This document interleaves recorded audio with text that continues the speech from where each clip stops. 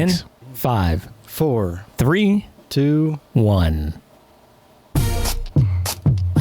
Yeah. One night now. One night now.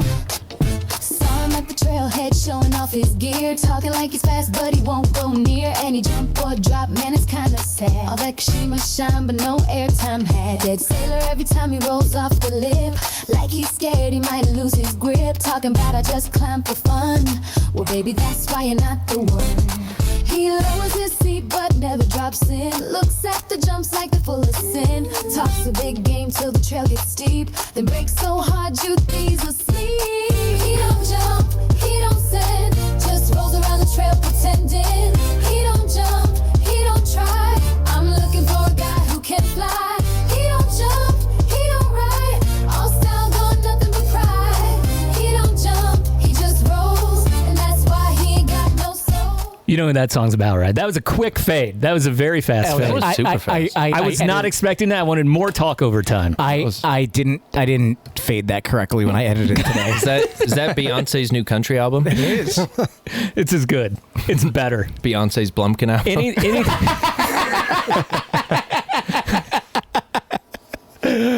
Oh, it's inspired. Is that Nardance? Nardance? Benarnce? Benardse? I don't know. I don't know. I don't know if you could tell, but Diddy produced it. I like being across the table from you now because I can get your wily gaze and I can stare in your eyes. Oh, deeply. we're back. We're back. Yeah. Rob hasn't stopped staring at you. It's been Blue-eyed kinda babies weird. over here. I miss you all. You I should have can had tell. blonde hair. I used to. Now it is. Now I No, don't. yours wasn't That's it just dyed white. blonde? That Now was I- frosted now too. I- I used to have blonde hair. Now I have no hair. Accurate. That's the story. It all migrated to your face Pretty much, yeah. They made him And my shave ass. it when he became and a back. Jew. and back. Can't forget the No, back. they didn't make me shave it. They just made me prick my prick when I became a Jew. Ow. Yeah, I didn't have to do that though. That sounds painful. Yeah, he did. He says he didn't have to. I still I think he you did. do, yeah. He wanted to. I He have he just told that- pulled his pants down. Here. Just do it. Just prick it. Just poke it. The rabbi that converted me was like, okay, so if you ever join an Orthodox synagogue, just tell them you had this done. And he went through a whole explanation of what the whole ritual and everything was. And he's like, well, I'm like, why? He's like, well, because really, even though you're already circumcised, they still have to draw blood. And I'm like, I'm not doing that. He's like, I don't care. I'm not going to make you do it. Just make sure you tell them that It's you like, did it. Just tell him that we snipped it, and then I gave you a quick little blowy to clean it off, and then everything will be cool. Dude, what is it with Jewish people and dicks? I don't know, man. They just can't leave weird. him alone. I don't know. They just can't stop pricking them. Very strange. You know, I mean, they just do those things. We the chosen ones do those things. If they do it, like how big's the prick needle or whatever? I was just told it's like a fucking sewing needle. Like The rabbi just walks out a Bowie knife. He's like, Get over here. Yeah, that's what they tell you before you walk in the room. he's like, oh, here, let me take care of this. It's just a pin, and then he's got a fucking knitting needle. Recording. Oh, recording stopped. Just give up on it. I'm trying to stop the recording. Here we go. Recording stopped. There's just something going on with Zoom tonight. And, Recording started. and I'm sorry to anyone who's like listening, but the Zoom room is fucked tonight. Welcome back to the Gnar Couch Podshow. Nothing has changed. Nope. It's been 4 weeks since we've been here, and it's exactly the same. Probably worse, actually. Yeah, it's going to be. You know, like people are like, "Oh man, I'm a little rusty right now. I don't want to ride." That's us. Yeah, no. I was like sitting here going, "I don't know if I want to come out there. It'd be real fucking bad tonight." No, it's going to be good because of our guest. We do have a good guest. Ryan McElmon's here for we like do. second or third time. Second time. Second time? Second Just time. the second time? Last time was in your house in immigration, right? Stabbing cabin. Yeah. Yeah. Stabbing cabin. Yeah. And Up in Bundy's neighborhood, right? yeah, right? Not far. What do you call the trailer? The trailer is got a the name. petting zoo. Uncle Touchy's mobile petting zoo. Yeah, so you didn't have to come to the petting zoo tonight, which is awesome. When you guys told me it was in a trailer today, I was kind of excited for it because then when I was rolling up, I saw the Creamies trailers out there, and I was like, that's pretty on brand for these guys. Okay. Creamies. That motherfucker was supposed to give us Creamies, and he never has. We put up a camera just to watch his trailers. Still haven't seen Creamies. Not one creamy. No, and then he comes and brings us like these little things where we can go into the store and then get free Creamies. And I'm like, dude, No, bring man. me Like, Creamies. see, that's the problem. Yeah. Like, nobody does any real I did service you a anymore. favor. Right. I did you a favor, and you just told me to fuck off. Right. It's not okay. I'm watching this. Bring me a fucking popsicle. Yeah, I'm gonna steal one of those trailers. Whatever's inside of them. I like that Ryan brought a bunch of like non-alcoholic beer and alcoholic beer. I think we should all drink as much non-alcoholic beer as we can and get pulled over and fuck with cops tonight. If like, you're drunk, fuck you, I can smell it on your breath. Son. You got to be careful. Some of them have 0.5% alcohol in them. Do they? But that one, since it says 0, usually that means proper 0. If it says 0 on the side, Ryan's like, I he's never like, I drank don't that give a kind. shit. I bet you could drink the whole case and probably get pulled over and be fine. Yeah. If it's a true 0, you could drive with it if you wanted to. There are certain dudes who can drink a whole case of beer and get pulled over, and not like real beer, Yeah. and they'll be fine. No. Probably Not me. Sebastian. Don't drive through Heber, Utah and do that. No. They're very bored at night. Yeah. I found that out. Does it still just die over there at night? Like no trucks or cars going through It's at night? fucking dead. I've gotten Yeah. my car impounded. I've gotten pulled over. I haven't had any trouble with the law for 7-8 years, and then since I've been up there for 7 or 8 months, I've gotten pulled over like 6 times. Dairy Keen's always popping on the weekends. Oh, we had like Other than Sundays. people all over the world know about Dairy Keen now. We've gotten messages about Dairy Keen Because of the train. because of the train. Oh That's yeah, right. they have the train. Their Yeah, people love fucking drive-through line is like a train. It's so long usually. Back when my family was hosting kids for the skiing stuff, we had this kid, Michael McDaniel, live with us, and he was an adopted snowboarder originally was from Barbados, and he was so dark. Like he's one of my best friends. He was as black gets, and he went into Dairy Keen on a Friday night after the big varsity game, and it was 300 white people. We were probably 14 years old, and just him. And he takes a selfie cam on a Snapchat and just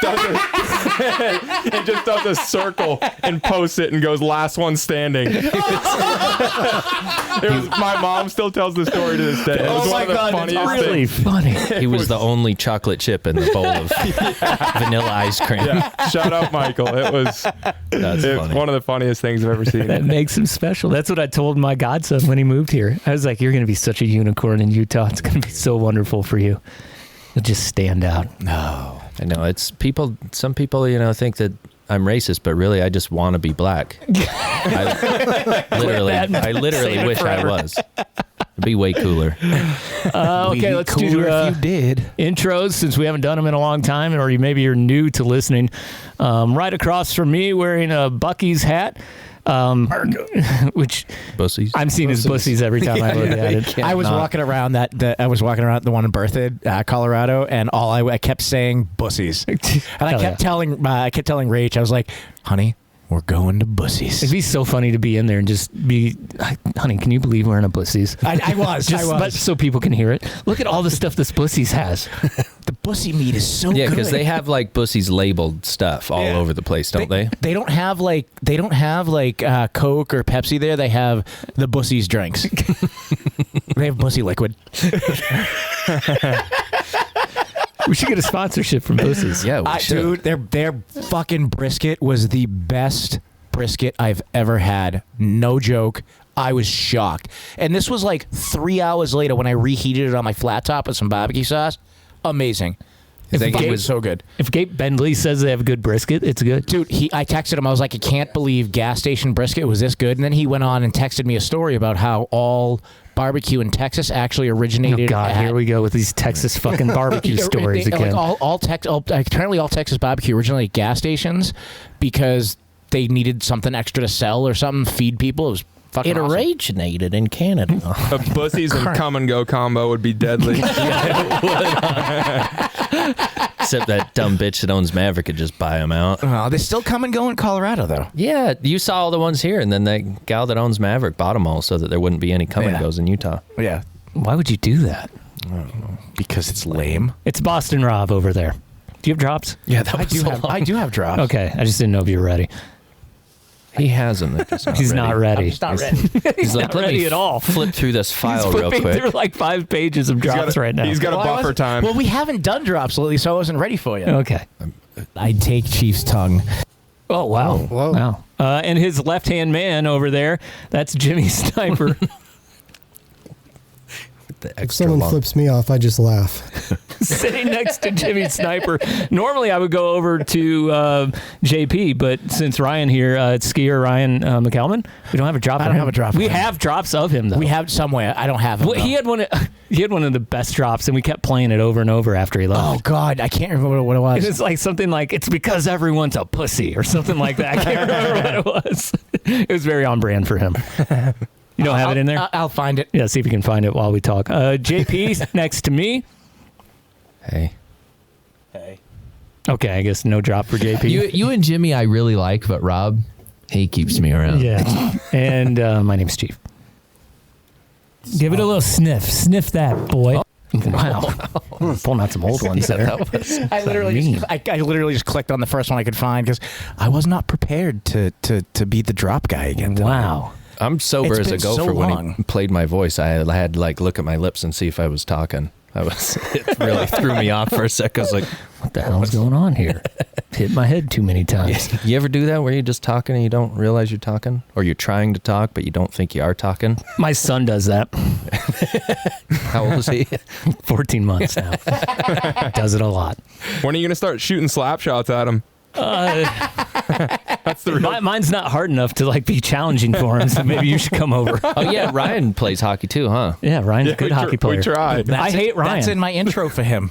I hate Ryan because he's good at every sport. He is. He He's is one of good- those guys he's good that's at just every good at fucking everything, sport. yeah. He is. I think one of my best stories that you told me about him was when you guys were playing hockey at up in Park City, and he just like was heckling people. What the fuck? You guys suck. This is my third sport. And I'm better than you are. No, it doesn't sound like me at all. Yeah, I was going to say. No. Yeah, you totally said I that think shit. that- You I said think- it to your homeboy. I think the actual hockey or the actual drop of is me talking about hockey on our first one. Yeah, I can't find it. I think that's I what it wouldn't was. say that about bikers or skiers, but hockey Yeah. players for sure. Yeah. Gotta They- talk shit. They do pussies. act like huge pussies. Even like Pussies. even the ones who were supposed to be tough and like played pro hockey. Like Yeah. if you start getting up under them, they Yeah. start acting like huge pussies. Yeah.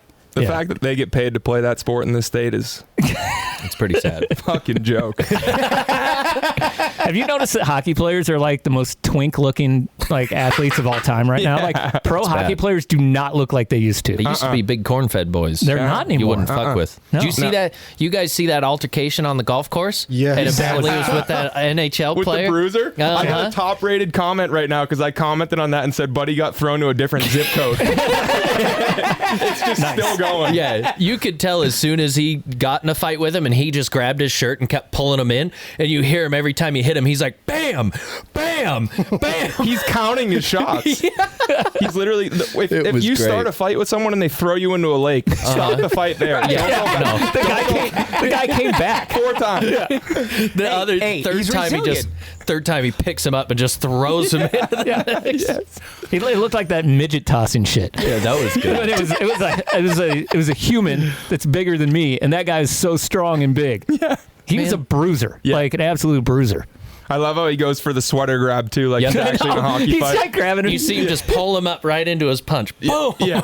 He's like, another one. Was he actually like narrating it? Oh, yeah, yeah. As he's hitting him. I'll pull it up. He was giving him the booms. It was good. It was really All they good. wanted to do was play through. Yeah. Well, dude was send it to pissed me. drunk. Couldn't even Yeah. put his That's why- ball on his tee. He kept falling over. I like how after it was over, he tried to go shake his hand. He's like, no handshakes here, bud. This isn't the playoffs. Look, here's the notification with the. Oh yeah, 581. Nice. Pretty good. Jesus, dude. Pretty good like count. You had a fucking like 2,000 liked comment there on that one a fucking long time ago. I don't know. Which one Fuck, was I can't it? remember. I leave a lot of uncalled for comments. I don't do it often, but when I do, I make it count. Pretty good, yeah. I don't think anyone ever likes anything I say. Except mine is, I'm not as bad as Eric apparently because he got kicked off Instagram. Oh, that's why you're not on Instagram now, huh? No, yeah, he didn't delete it. It got deleted. Banquet boss. Yeah, he doesn't exist anymore online. R.I.P. Banquet boss. That's what actually happened? He won't tell me why. Wow, so you've like been elevated in horribleness above like all the Jew jokes that are going on right now on Instagram? No, They're great too. Wow. It was probably some sort of sexist black Jewish joke that he made or something like. It was a whole trifecta or something. Took me down. You have immunity though because you're brown. You and Evo, man. Communism took you and him down. Ivo got his deleted too. Did he? Yeah. Yep. Eric's. What are you fucking people saying? Like, what do you say to get Instagram deleted? I don't know. I've said a lot of fucked up shit, and I don't get Instagram. He acted like he didn't know. Eric was like, I don't know what happened, but the way he said it, I knew that he knew what it was. Oh yeah, R.I.P. I'll miss Banquet Boss for sure. Yeah. He'll Posted anything in like a year. How the fuck do I get? Yeah, fuck them. I don't know if you can tell why maybe he got kicked off of social media. We have a phone number. It's 385-367-5. Fuck. It's been a month. I can't remember. 5269? 385-626-6231. Thanks, bud. I didn't get a single number right. Good assist. Call anytime. Tell us what you want us to hear. Anything at all. And these are even if it's a month old, we'll still play they it. are Apparently. they are actually a month old. We have two calls Nice. from one from June 5th and one from June 16th. a while ago. Hey boys, what's going on? It's Canada Jeff calling from Kamloops, BC. Hey, I had a question that hopefully you've had a lot of guests on lately that have a lot of technical knowledge and ability about all sorts of things. So my question is about the front bum. You say the front bum is for the male, but I've always referred to fat, ugly females with gunts front bums. Wouldn't a lesbian with a foompa be a front bum? Because technically she's into the vag. Or is the front bum still reserved for dudes who are into the vag? Maybe dudes who like dudes? I don't know. We're confused up here in Canada, so maybe some clarification would help. Yeah, that's all I know. Thanks for everything. Keep it up. That's awesome. You could definitely tell he was Canadian once he got talking. It's secretly Reese Wallace. He just doesn't want to admit it. Doesn't want to be It wouldn't surprise me. asking technical questions about the fupa. Kamloops, actually. Chelsea's in Kamloops right now. I saw that. You should. And I don't have an answer to the question because I don't understand it. But I think everyone loves it. I agree with him. I think it is reserved for women. Fupas? Yeah. Yeah. I don't see a lot of dudes with fupas. Beer When guts. they have them, they're really... Oh, I did see one. My neighbor has one, and he has like a super nice house, and all I could think is, what the fuck does this guy do for a living that he looks like that, but he can afford a house up here? How do you get a house like that with a gut like that? Does he have the gut that hangs out past the shirt? Yeah, it's like the thing where you only wear sweatpants. Ooh. He's one of those guys. Sweatpants and black Velcro guy. And it's hanging like, yeah. It's gonna be me one day. No. Hopefully. You're too fucking skinny for that. You don't have curves, you have junctions. For now. It's a good look, though. Just wait. Oh, we got one more call. What's going up, Nartards? Hey, I just filmed something really cool tonight. I invented a new drink. What you do is take a glass and pour half a glass of whipping cream and half a glass of whiskey. I call it cum.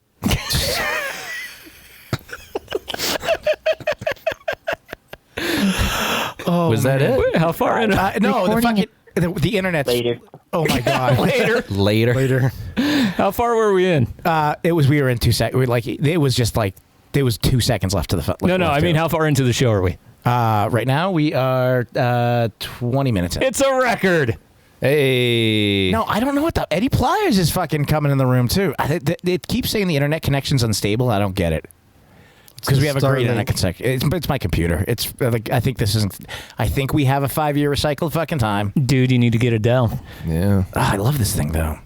What is it? It was it's a... Samsung. What does it say here? Does it say Samsung. HP, maybe? I don't know. Samsung. I don't fucking know. It says Coors. That's right. Yeah. Oh, it's a Samsung. Samsung. Don't get that one again, man. It's fucked up our show for the last 4 years. The first one fucked the show up a lot. This one doesn't as much. Still fucking up. You can call anytime you want. What was the phone number again there, Rob?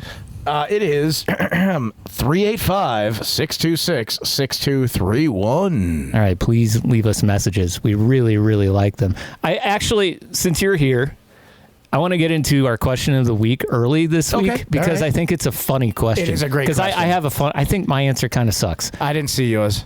I didn't answer yet. Okay. But I'm going to answer it on the show. Oh, okay. I want to answer I'm mine curious too. what all of yours were. I put mine on there, and I was going to answer on the show, but I figured I'd put it in. I put it in for the record. So the question of the week was, what was the first band T-shirt you ever owned? Photosensitive Cycling says the Village People. They had a shirt? Apparently, he's on with us now. It would be like a half shirt. He's on with us now, and he's frozen. Safety vest. Maybe it was just a police uniform. 15 Hayden 15-7 says no doubt. That might be true for him. Anybody else have it up or no? I don't have it up yet. I don't have it up. My phone's dead. Jay Prizzle says Toadies. I bought it last month, and my Zoom just shit the bed again. Recording Toadies. The Glampet says Turbo Negro, who originally started out as Nazi. Wait, what? You need to slow that one down. Down. Enunciate. The Glampets, Gabe Bentley said Turbo Negro. There you go. Okay. Originally started out as Nazi Penis. Seriously? Yeah, Went apparently. from Nazi Penis to Turbo Negro. That's a real band. It's an interesting adaptation. Yeah. That's very strange. Newfound Glory, or was it New Kids on the Block? That's from Daddy Pay. Do you guys like Newfound Glory? Yeah. I want to say I know the name. You know me. I had a song called Hit or Miss. That was big. And their cover album with when they did all the fucking like ballad covers is so good. You two save yours for the end so we can discuss. Okay. The Dark Bike Co. Pantera, I used to be cool, and I believe that about him. Yeah. Like, I don't think he's trying to be cool. I think that was he probably got like the Far Beyond Driven one. Oh, yeah. Or the Vulgar Display of Power where the guys. with the punch. Yeah, I could see him exactly. wearing Those were that. both great shirts. Strap 45 says Fubu. That's a band? That's a band? Also, that's a jersey. I can almost guarantee it's a jersey. I love fucking Max Sherman's. Okay. As I'm gay crying. And somebody who will be a guest on soon, possibly next week, Jeff Robertson Fit. Pretty sure it was House of Pain. That's a good one. Yeah. I got Smoke and Spoke, unless someone's got it. Rush. It's a good Your band. favorite band's favorite band. I never liked Rush until Alex Lifeson was on Trailer Park Boys. I was going to say, yeah. Then I liked Rush all of a sudden. That's what got me into Rush. I fucking have always loved Rush. Never ever liked him. And then I was like, it's not as bad as I thought it was. Yeah. My first big arena show was Rush. It would be. Actually, technically, my first big arena show was my answer to that. But Wait, my first real okay, one. so back up. What? What was it? New Kids on the Block. Are you fucking serious? Yes, I'm serious. We taled about this before. That's Why did you that made, happen? That's why you made the song. That's why you made the song about me. Oh, that's right. That was a long time ago. You gotta fucking bring that back. Was it just man. I you want that. saying oh? It was me going because like What happened to it? Is it on your? It's not anywhere in our archives. I have no idea what it is, but you made it off of after 10 shows. You were like, I figured out that Rob has a go-to when he can't say his he goes and you just did groan. You did the entire thing off of groans. It was so fucking and then funny. did I change the pitch on all the O's? No, it was hanging tough, but it matched perfectly. But that was my first concert ever, and this is how you know how old I am. I think this is before Ryan might have been born, actually. Everything we know is from before Ryan was born. It was New Year's Eve, 1989, 1990 that I went to the show. What year were you born, Ryan? 98. Yeah. I was born way in before. I was way before. I was born in fucking 90. God damn. You fucking old. You're just fart. old, dude. Yeah, well, you know. You old dude. Am I the oldest one here? Did No. did kids, Jimmy. did kids know this about you? Like, did the other dudes at your school know that you went to New Kids on the Block? Dude, and then make fun of you? No, it was like so New Kids on the Block were from Boston, and I lived just north of Boston. So they were like, it didn't matter that they were like boy band music. Everybody fucking in the area loved them, except the metalheads, and I wasn't a metalhead yet. And I came to school after Christmas with like full fucking New Kids on the Block gear. I had the shirt. I had the hat. Oh, dude, I was such a nerd. This was 6th grade. I remember this. Fucking. No, that's in middle school. Oh no, it wasn't middle school yet. Our 6th grade was just a 6th grade school. It was the entire district in one school. I came with the fucking New Kids shirt, the New Kids hat. I had the fucking. I shit you not. He's still proud of it. Look at him. I had the fucking New Kids fanny pack. Oh, and I had, God. And I had Story is terrible. And I had LA fucking Gia shoes. Oh on. God, you were the worst teammate alive. With the dual laces. I would have gotten my ass beat from my house to my school. I was gonna say I would have pushed him in the gutter full of water. Not the day that I wore it.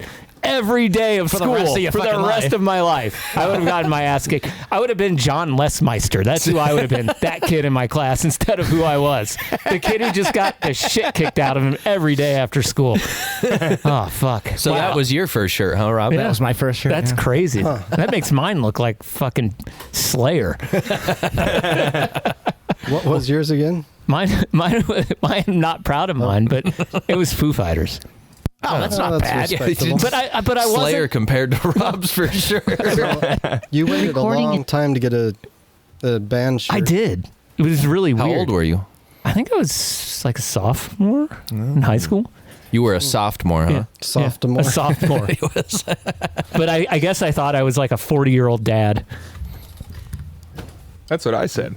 Yeah. Eric's Eric just teleporting. popped in behind me. It scared me. Don't let him scare you. When he sneaks up behind you, you gotta look out. You never want to see a surprise dude behind you. We have a sneaky jerkhead over here. Oh. But Especially someone banned from social media. Yeah, for you never know what he's doing. You never know what he's doing behind you. Basically has no ID anymore. He's an illegal. It's a first step to deportation. He's an illegal. ICE is coming for you, brother. I've called him plenty, trust me. We still won't pick him up. So I wrote it. Can I read them? Can I read my intro tonight? Oh, yeah, I forgot. All right. So here we go. With us, So now we're done with the question, Wait, even though no one's answered it. And we're going back to intros. I never sorry, I answered forgot. mine. Yeah, Sorry, what's I forgot. yours, I'm a Jimmy? dumbass. Well, I put the Bunghole Surfers. But it was probably Metallica. See, yours is cool. Yeah. That's what mine Probably should have been. 1992. Damn. Okay, so it was after their shittiest Black album, so it's Album. not as cool. No. Like if you had it pre-1991, it would have been cool. See, Yeah. like this is where I disagree with you a little bit. I do like the Black Album, but everything after the Black Album is garbage. The only good song on the Black Album is Holier Than Thou. I don't know, a Wolf and Man. It's okay. It's got a good intro. I like that. I It's like do like Metal that album. Fairy Tales. It is. Actually, that's a great point. I don't know. I like that album, but I don't really like any of the popular songs from that album. I think the riff is catchy for Enter Sandman. Yeah, it is. Yeah. Oh, fucking. And then it's a nursery rhyme. It is a nursery rhyme. I was thinking about that the other day because I was doing nursery rhymes to my son. I was doing Hey Diddle Recording Diddle, and I was stopped. like, now I lay me down to sleep. I pray the Lord my soul to keep.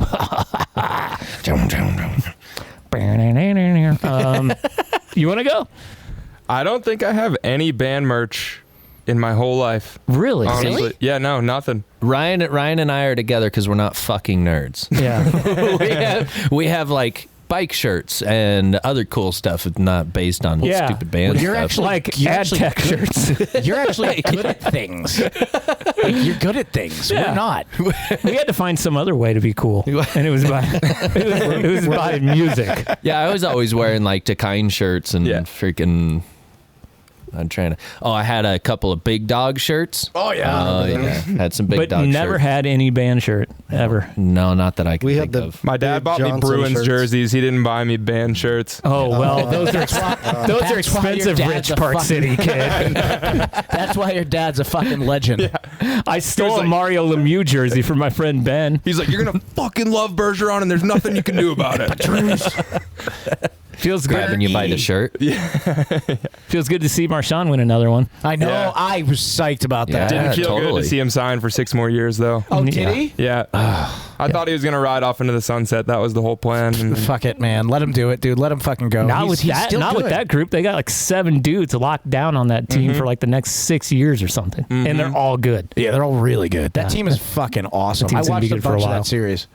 Hey, Rob, Yeah. Jay Prizzle asks, Saint Anger better than the Black Album? No. No, I like the Black Album. The drums are. Everything else sucks. Okay, well, we answered the question. Now you can do the intro. All right, so we have a guest tonight.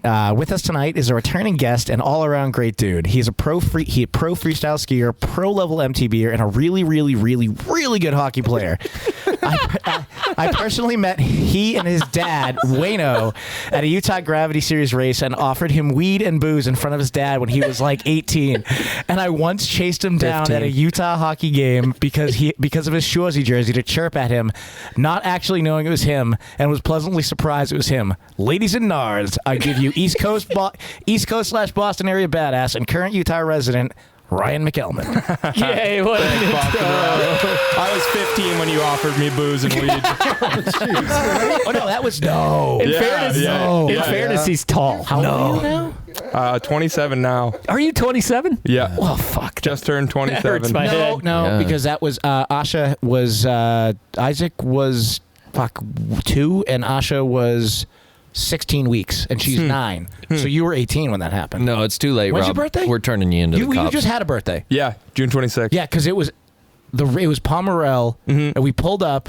I offered. I was like, "Hey, if you gotta get." He's like, "You just turned 18. What's wrong with a little booze?" Wayno goes, "Well, maybe you can have a beer, but he's not going to smoke weed. He's got a career."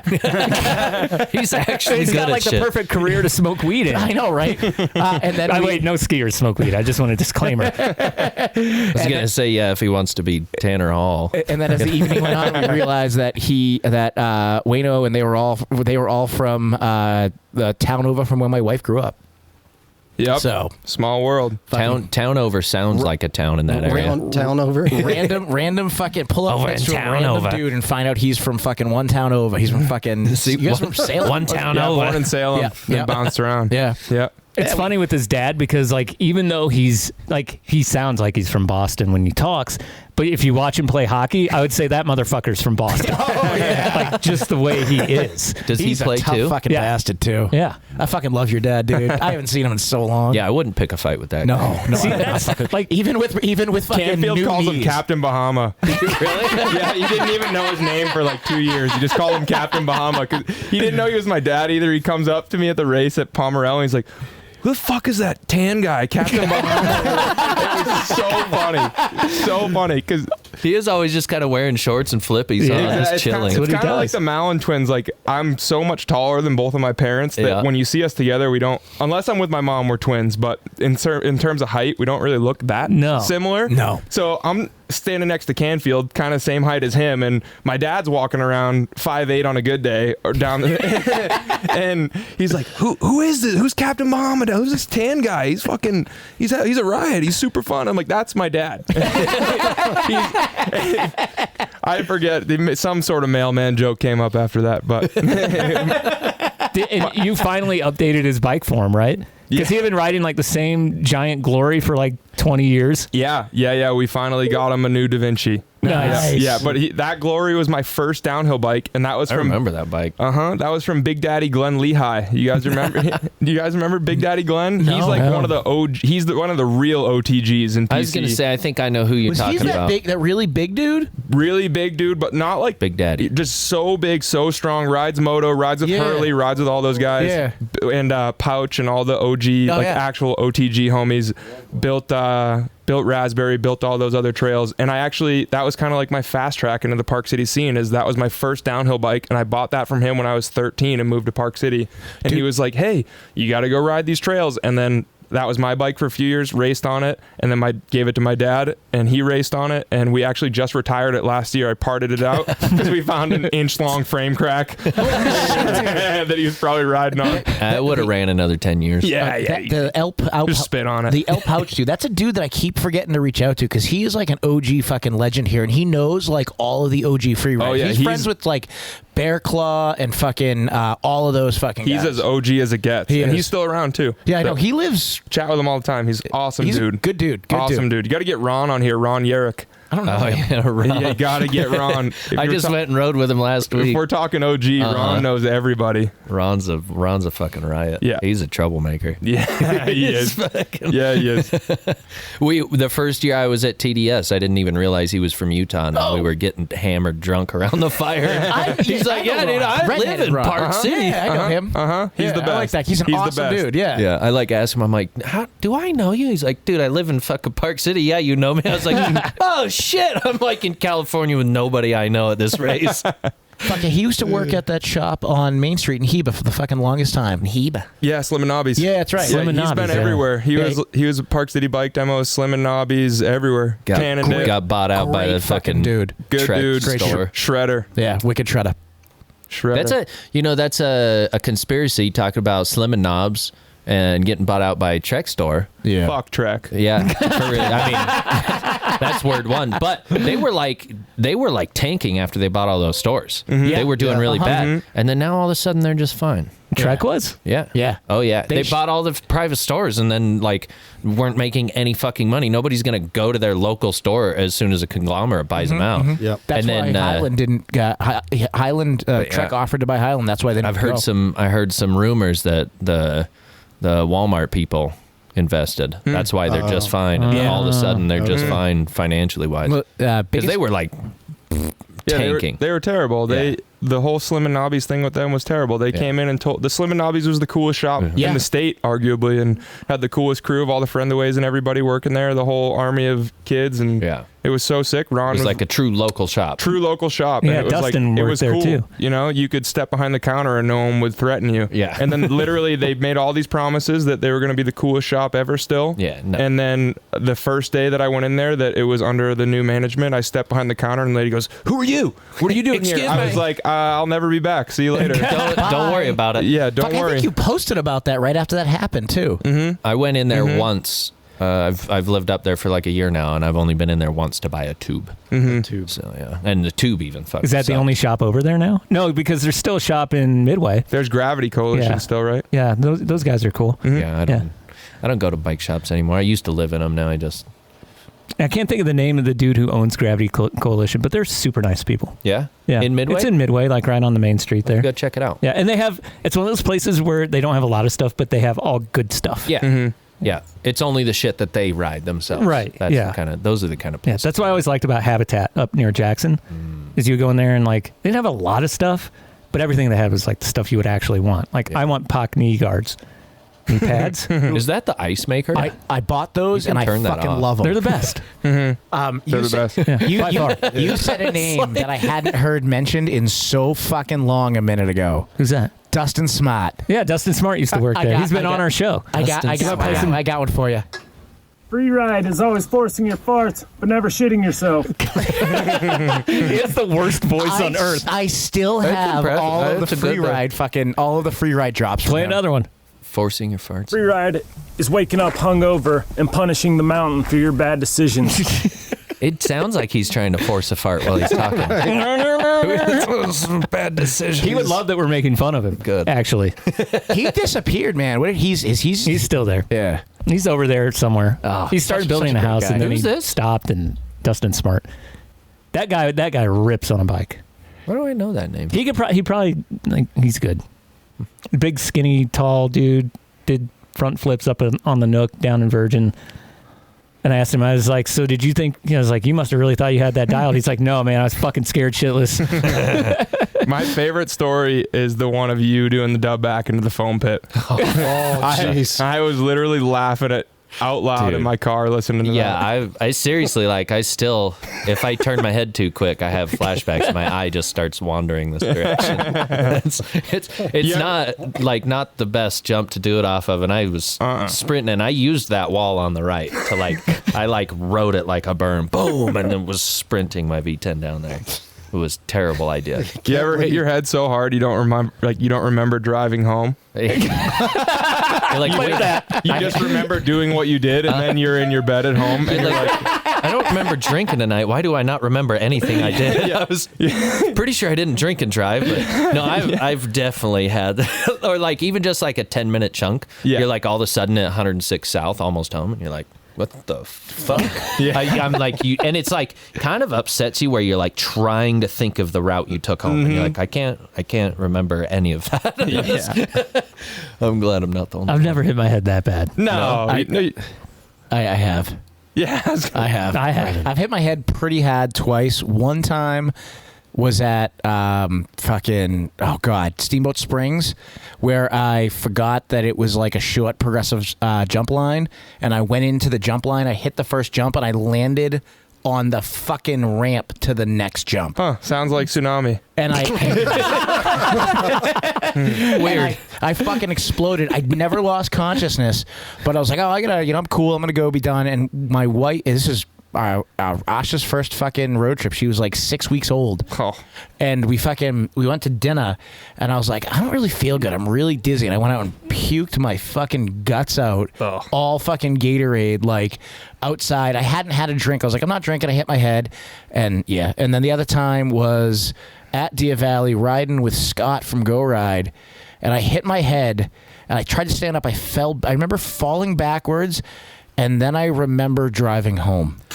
And I rode for 2 hours. That's scary. After that, put it on autopilot. I don't no idea what the fuck happened. And I wasn't drinking. I wasn't smoking. I just was gone for 2 hours. Crazy. Did you hit the back of your head? Yeah. Yeah, that'll do it. Yeah, I was gonna say quick off button. You can tell it, right? That's the erase a few gigabytes button. Yeah, for sure. Just say, Ryan, you can tell a person that has hit their head many, many times. Like when Rob's like, "Yeah, there's twice," and it's like you talk with somebody that's actually like hit their head a lot. They're like, I don't fucking know how many times I hit my head. Like, how many concussions? People are like, yeah, I've probably had 6 concussions. I'm like, I've probably pulled that off in 1 week. Like, and it used to not be a big deal. You go and fuck yourself up down a Virgin or something, and you like slam. And it's like that hit where you hit it hard, where you feel your brain hit the side of your fucking skull. Yeah. And you're just like, well, all right, got to get back up, do it again. And you would just keep riding. Yeah. And nowadays it's like. So when you whack yourself in the helmet, what are you, a pussy? You get back up. Yeah, you were wearing a helmet, dumbass. Yeah. Nowadays people are like, I hit my head and, I just think it's best. I'm going to take a couple of months off and then I'll be back at it. Months. Yeah, not quite how it used to be. That's for sure. First time it happened to me, I realized why people hold their heads after getting hit. I was trying to stop my brain from going back and forth. Hey, that's what it felt like. What's the sport that you've hit your head the hardest? Skiing? Skiing. Yeah, for sure. Yeah, look at what he does on skis. He does all the little aerial fucking shit. Nuts, dude. And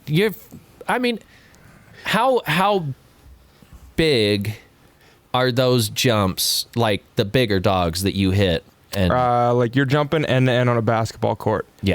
Fucking huge. Yeah. And you're spinning and flipping. So when you come down and you catch an edge or you fucking land wrong, you're going a basketball court and then hit an edge, catapult, and fucking slingshot into the ground. And those landings are not soft usually. No. Sometimes you get lucky and they're slushy, but that's about it. Yeah. No, it's definitely... That the basketball court reference is the best one I heard from Tom Walsh commentating X Games a few years ago. He's like, you guys don't realize how big these jumps are. Yeah. They're jumping end to end on a basketball court, and everyone can imagine that. Yeah, it's like on skis where it's just like it looks so smooth and effortless when it goes well. Yeah, and so it's just like, oh, that was cool, and it's like, dude, you don't realize that's fucking massive. Yeah, yeah. Dude, speaking of smooth and effortless, this motherfucker over in Japan this year, his fucking content, the shit that he posted from Japan this year, made me want to start skiing. Dude, best place. I want to see world. that. Tell me about that fucking Japan trip, because that looked fucking epic, dude. That was seriously, I've wanted to go there my whole life, and we've traveled a lot of places skiing and competing forever, but that trip was the only trip in my whole life that you go into a trip with expectations, right? And most of the time, the expectations kind of set you up for disappointment or failure in a way. Mm-hmm. Japan was the only place that I've been where every expectation I had, it exceeded it.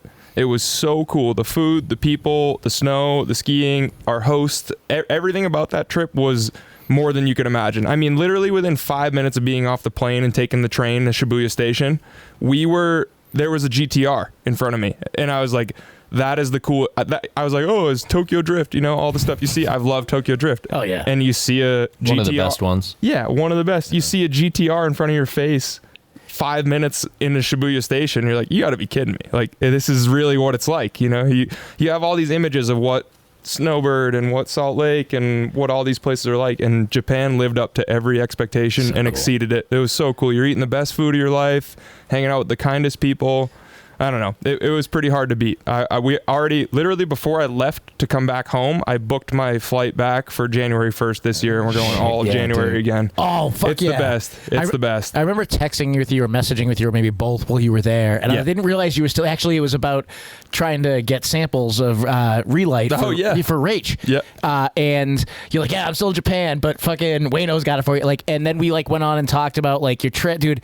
Like, you're stoked for that trip, like not just from like the content, but from like chatting with you. That's fucking amazing, dude. It was the dream. If anyone thinks about going to Japan, just book your flight now and go. It was the coolest thing ever. And it would be even cool in the summer. Like, they got surfing, they got biking, they got everything we got, just less populated and better operated. Nice. Way sure that's not just a Utah thing? So what you're saying is actually Japan's the worst place to ski. Don't ever go. Right. Yeah, It's never awful. go. Don't go. Especially in January. Sushi fucking sucks there, too. I hear it's the worst. Yeah. Not as good as the stuff I had downtown at lunch today. Nowhere near, I'm sure. No, you get pretty sick with everything you eat there. Don't go. What was your biggest moment of that trip? Ooh, I don't know. We got really lucky because we went, and the first couple days it was absolutely nuking snow. We were there for the beginning of the year was record snowfall for early season, so we got really lucky. And the beginning of the trip was just nuking snow. Middle of the trip, we got a little bit of a dry spell, which I was kind of pissed about, like the first day. And I was like, "What? We're in Japan and it's not fucking snowing." And then we got to do some crazy tours and backcountry stuff that we wouldn't have done if it was snowing for 10 days straight. So we got to see some really cool stuff, cool scenery, check out the whole coastline and stuff. And then the end of it, we got, like, the whole time we were joking, we were like, all right, we've skied POW in Utah. It's still the best snow in the world in Utah, honestly. But we want, like, the submarine Japan turns where you just see a clip of somebody skiing in a straight line and the snow going over their head. Yeah. So cool. And the second to last day, we had a day at Niseko where it snowed more than I've ever seen in my life overnight. And we had a big night in Niseko the night before, and we woke up and our friend from Utah, what happened to be out there guiding, his name's Eric Sales, like legendary guide, knows everything about everywhere. And he was like, "I'm going to show you the best day ever." And it was just the perfect timing, perfect coincidence. And we skied. I have never felt like I was actually like underneath snow for more than just a landing. Like, I've jumped off cliffs or something in Utah and you submarine for a second, but I was skiing down and not being able to accelerate because the snow was going over my forehead. Like, the snow was fucking pulling my helmet off from how deep it was. And I was like, if I fall right now, we were backcountry. You're gone. We had good, Sales is a really good guide and we were with a good group of friends, but like, you understand in that moment, you're like, if I fall, I'm like, even just taking a turn, I'm 4 or 5 feet under snow right now.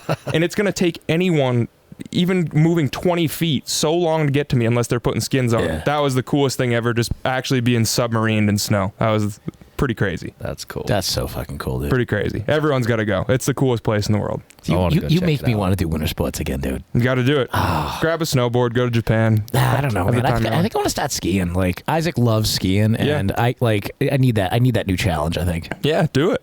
We'll teach him. Yeah. We'll get him going. Yeah. I mean, children always start out skiing. Yeah. Yeah. He Once you grow up, you like, get a snowboard. It's actually a decent. I don't know. I don't know the lady behind you who is a I know, that's why I said I'm Team joking. USA skier would definitely disagree with you. Yeah, we're all over here jerking each other off, talking about concussions and stuff, and we have an Olympian. Yeah, she's the real athlete. She's the only actual athlete in the whole room. The best skier in the room, the best athlete and skier in the room isn't even on the mic. And it's a chick. She could come back next week. Yeah. She's like, no, I'm good. Yeah, we're all talking about crashing, hitting our head. She literally goes 80 miles an hour into a fence face first. Gets up and skis the next day. I was gonna say something about that when we were talking about fucking you going big. I was like, yeah, you're going big, and she's going fast. I was so pumped for her during the last Olympics, and I was like calling my dad. I was like, Dad, you got to watch this. You got to watch this. Like, I know this person, and I know this person, and like it was very exciting times for me. That's to awesome. be like, yes, That's Utah. awesome. Utah fucking rocks. The racing is fucking gnarly. That's crazy. Sketch going that fast. Have you ever even done that? No. Like at all? I raced her one time at Snowbird. I've literally never been in gates in my whole life. I've done all the other sports in skiing, like moguls, aerials, big air, all that stuff. I've never done racing at any sort of level. It's nuts. I look at a lot of sports and think like, yeah, I could do that. You know, as an athlete, you just think if you just put in the time, yeah, I could do that. I've never once in my life watched the downhill ski race and thought to myself, I could do that. Maybe it's because I understand skiing and how fucking hard it is, but I feel like I understand hockey and how hard that is, and I watch that and I'm like, yeah, I could maybe do that. Downhill ski racing, I watch it and I'm like, you could not pay me any dollar amount to go down Kitzbühel. Dude, there's nothing. The steepness and like over the blind crest and like turning in the blind crest and coming down at the speeds is just, it like makes my gut drop just watching it. I mean, today in the latest downhill World Cup race for biking, they're going 70 kilometers an hour at the speed trap, you know? Fuck. That's nothing. The ski racers are going 90 miles an hour. Yeah, that's fucking wild. With 220 centimeter four-sided samurai swords on their feet. Yeah, for real. Yeah. You're going down with an 8-foot lever on your foot that's trying to slice your jugular as you're going wearing a road bike kit. They put sprinklers on the course. They inject the course with ice to make it faster. Right. Yeah, that was my like growing up. Like the downhill in the Olympics was my favorite sport. Like so like seeing you here is like, yeah, I've known him forever. But you're fucking amazing, dude. She's fucking nuts. I know. Yeah, it's crazy. And I gotta say, and like, I'm injecting you a little bit because you're here, but like. You guys have a really cool relationship, and it's really cool to see like a couple your age have the longevity that you've had. I mean, you guys have been together 12 years? 11. Yeah. It's pretty fucking amazing, guys. Like, good job. Thanks, Rob. Yeah, I think my girlfriend broke up with me like 11 times in 3 years. Yeah, we started going out of your age. So like, I was gonna say, it is interesting. I love seeing it. Makes me feel like a piece. But you know of what? shit. Like some of thanks, guys. Appreciate it. Some of the problems with that, Rob like sips his beer. if you have a significant other who doesn't understand that I'm all about this sport and like can't make room for that, it really can become an issue. So yeah. No, I think honestly, I'm imagining you don't have that issue. Yeah, no, this isn't really like a relationship podcast, obviously, but neither of us thought we probably would ever have a significant other. And then when both of us thought that the other sport that the significant other did was crazy, we were like, I would never do that. She's like, I would never do that. And we were like, all right, this will probably work. This will probably work. Yeah, let's support each other. We're like, oh, you're gonna go jump off some shit today? Cool. Oh, you're gonna go 80 miles an hour with razor blades on your feet? Cool. Well, that's how I described you. Let me know when you get home safe. That's how I described you to my dad. And I was like, she's skiing right now and going at this insane speed. I was like, but he's gonna go launch himself off a 100-foot jump later. So like they're both insane and like extremely athletic, which is the reason I'm jealous of you still, because I like playing all the sports too. I'm just not good at any of them. So. I don't know, man. That backflip jump that you built and the backflip you've been hitting has been pretty good, dude. Backflips are the easiest trick on a bike, aren't they? Yeah. As soon as you pull the trigger, it's just like, soon as you know why did I wait so long? You were repping them out a lot. Yeah, you were good. When you get smooth at them, they're so fun. Yeah. I want to get back into them. Recording in. There it is. Yeah. I did a first drop backflip the other day and ate shit. It was pretty awesome. Really? When you can eat shit and you get back up, you know how to get up. Oh, that's not that bad. I'm scared to do them on a big bike. Yeah, the big bike is like the most fun. Yeah, the big bike, because you can it's not fun to do it on a small jump. You want big laid out, because then you can like compress. Yeah, like my favorite to do them was like to chill out, and that's stupid. I've talked about it before, but you've got the steep big step up at Virgin, and then the one to the right of it. And if you start at the very top and like jump in and sprint down that hill, and then hit that and just lay back like in a lazy boy, you land at the fucking horse crossing and just.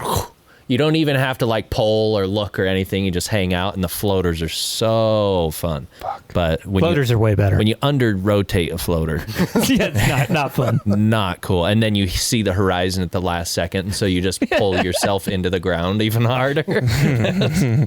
Not good. I feel like you can't really stretch from my experience, I feel like you can't really stretch on a bike. Like if you're gonna over rotate, you're just fucked. But I feel like but I feel like you can pull a little bit. Like, yeah, I feel you like- got to catch it early. That was always my thing. Is like, look for the horizon, and if you feel like you're going too soon, push your bars away from you. If you feel like you're not rotating enough, it's like, all right, hug those bars. But like you said, you can only pull so much. Yeah. Like you get your bars to your chest, and you're like, okay, come on, baby, come on. Yeah, there's no panic rev. There's nothing you're doing on a bike. Yeah. You're just holding on for life. For real.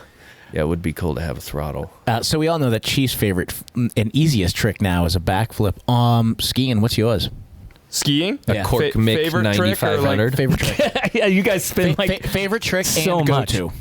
Oh, I don't know. I mean, if you're just going around the mountain, the backflip's the ultimate, just kind of one trick quiver. Yeah. If you had to do one trick forever, it would probably be the backflip because you can do it on anything. You know, you can do it on a mogul, you can do it on a mega jump, you can do it on a cliff. And it's the biggest crowd pleaser. Like, literally, like you guys were talking about this with the front flip and stuff on the last couple podcasts. Is like, no one gives a shit if you do the craziest trick. They go, what's your craziest trick? You answer, they go, cool, can you backflip? Yeah, every time. That's the follow-up question You're every like, time. yeah, I want to backflip, but it's not the craziest trick. Yeah. I love watching you and skiers do backflips when you can just like kind of like arms by your side, just like so lay it out. lazy. Yeah. I tried to backflip a bike with like the same fundamentals that I backflipped on skis, and I just landed on my suitcase. I landed right on my fucking head. Like, literally I was like, okay, because on skis, it's like your mantra that everyone says is like, all right, pop, be patient, landing gear, you know?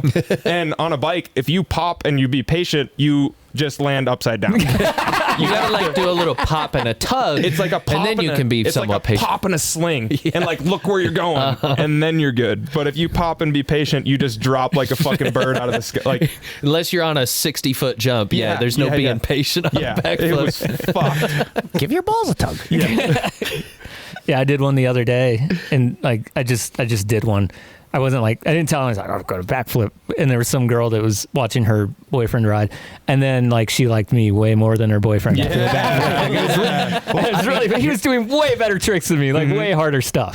But yeah, the backflip is it's totally the crowd pleaser. It's the one. Yeah. If you have to do one trick forever, that's the one. On skis, I don't know. There's so many fun tricks, but it's kind of just the environment that you're in. But yeah, backflips are. What's like the hardest trick you've pulled off, or like gnarliest one that kind of you're like, all right, here goes nothing.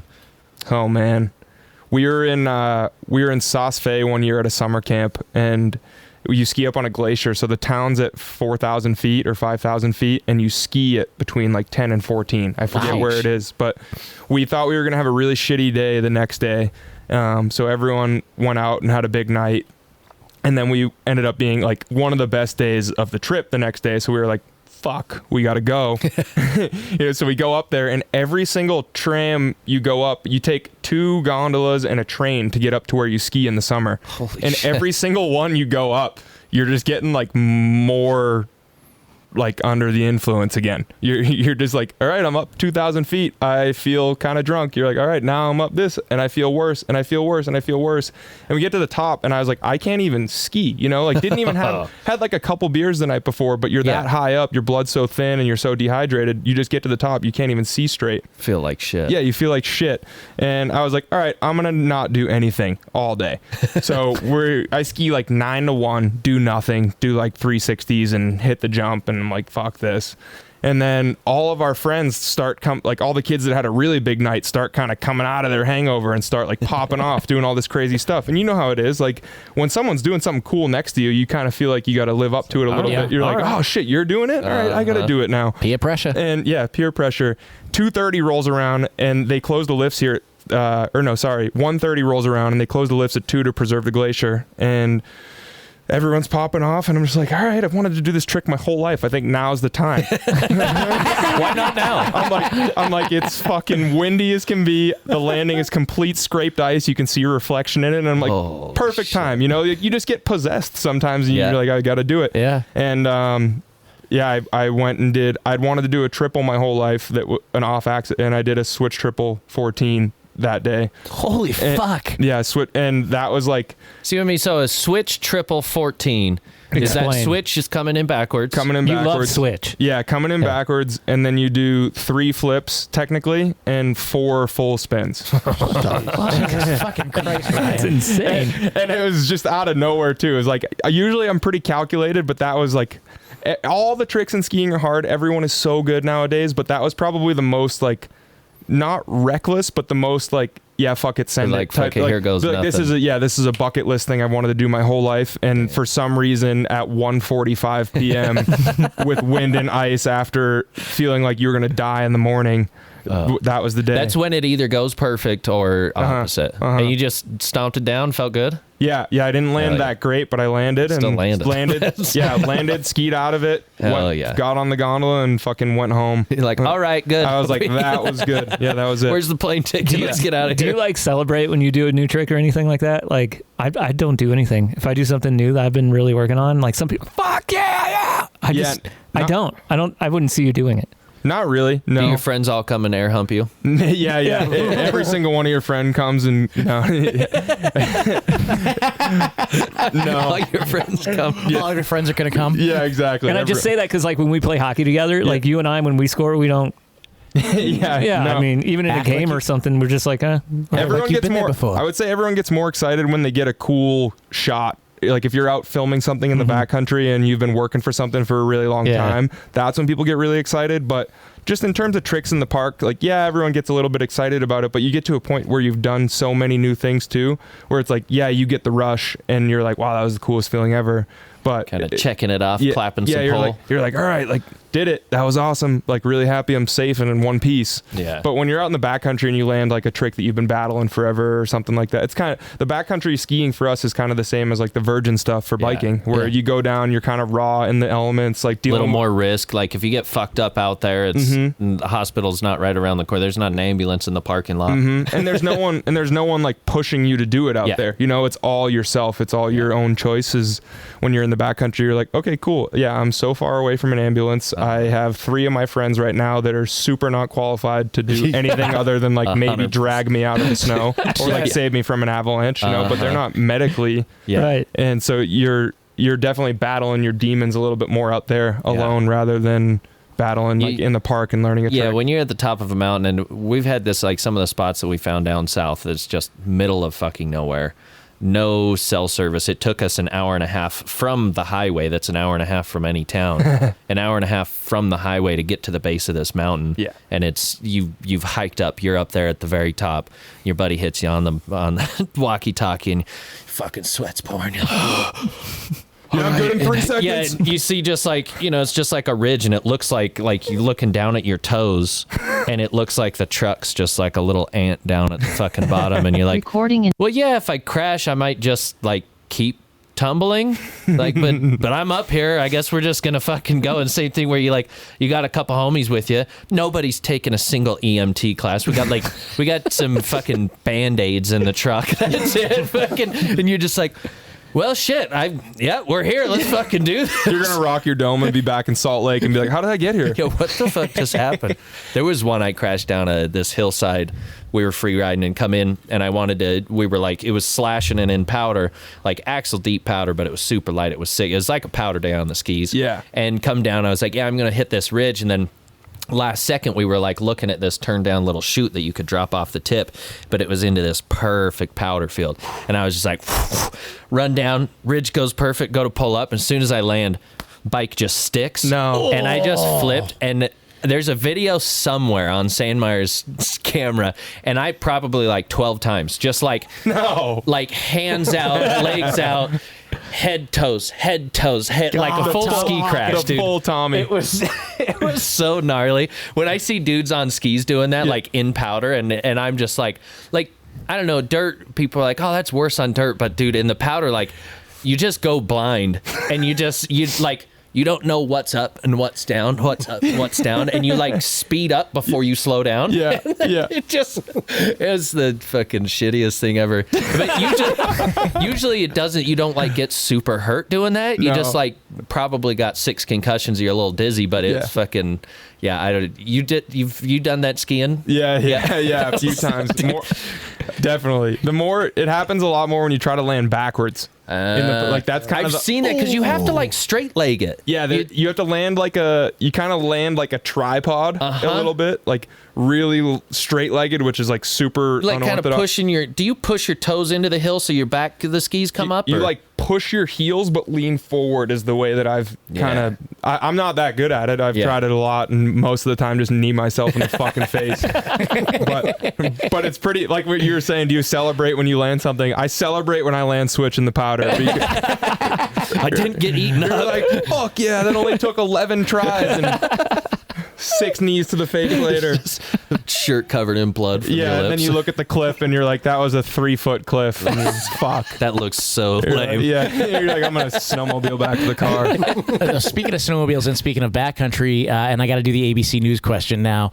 Here it is. A couple of years ago, you did a 805 backcountry trip with snowmobiles and skiing and everything like that. Talk about that. What was that experience like for you?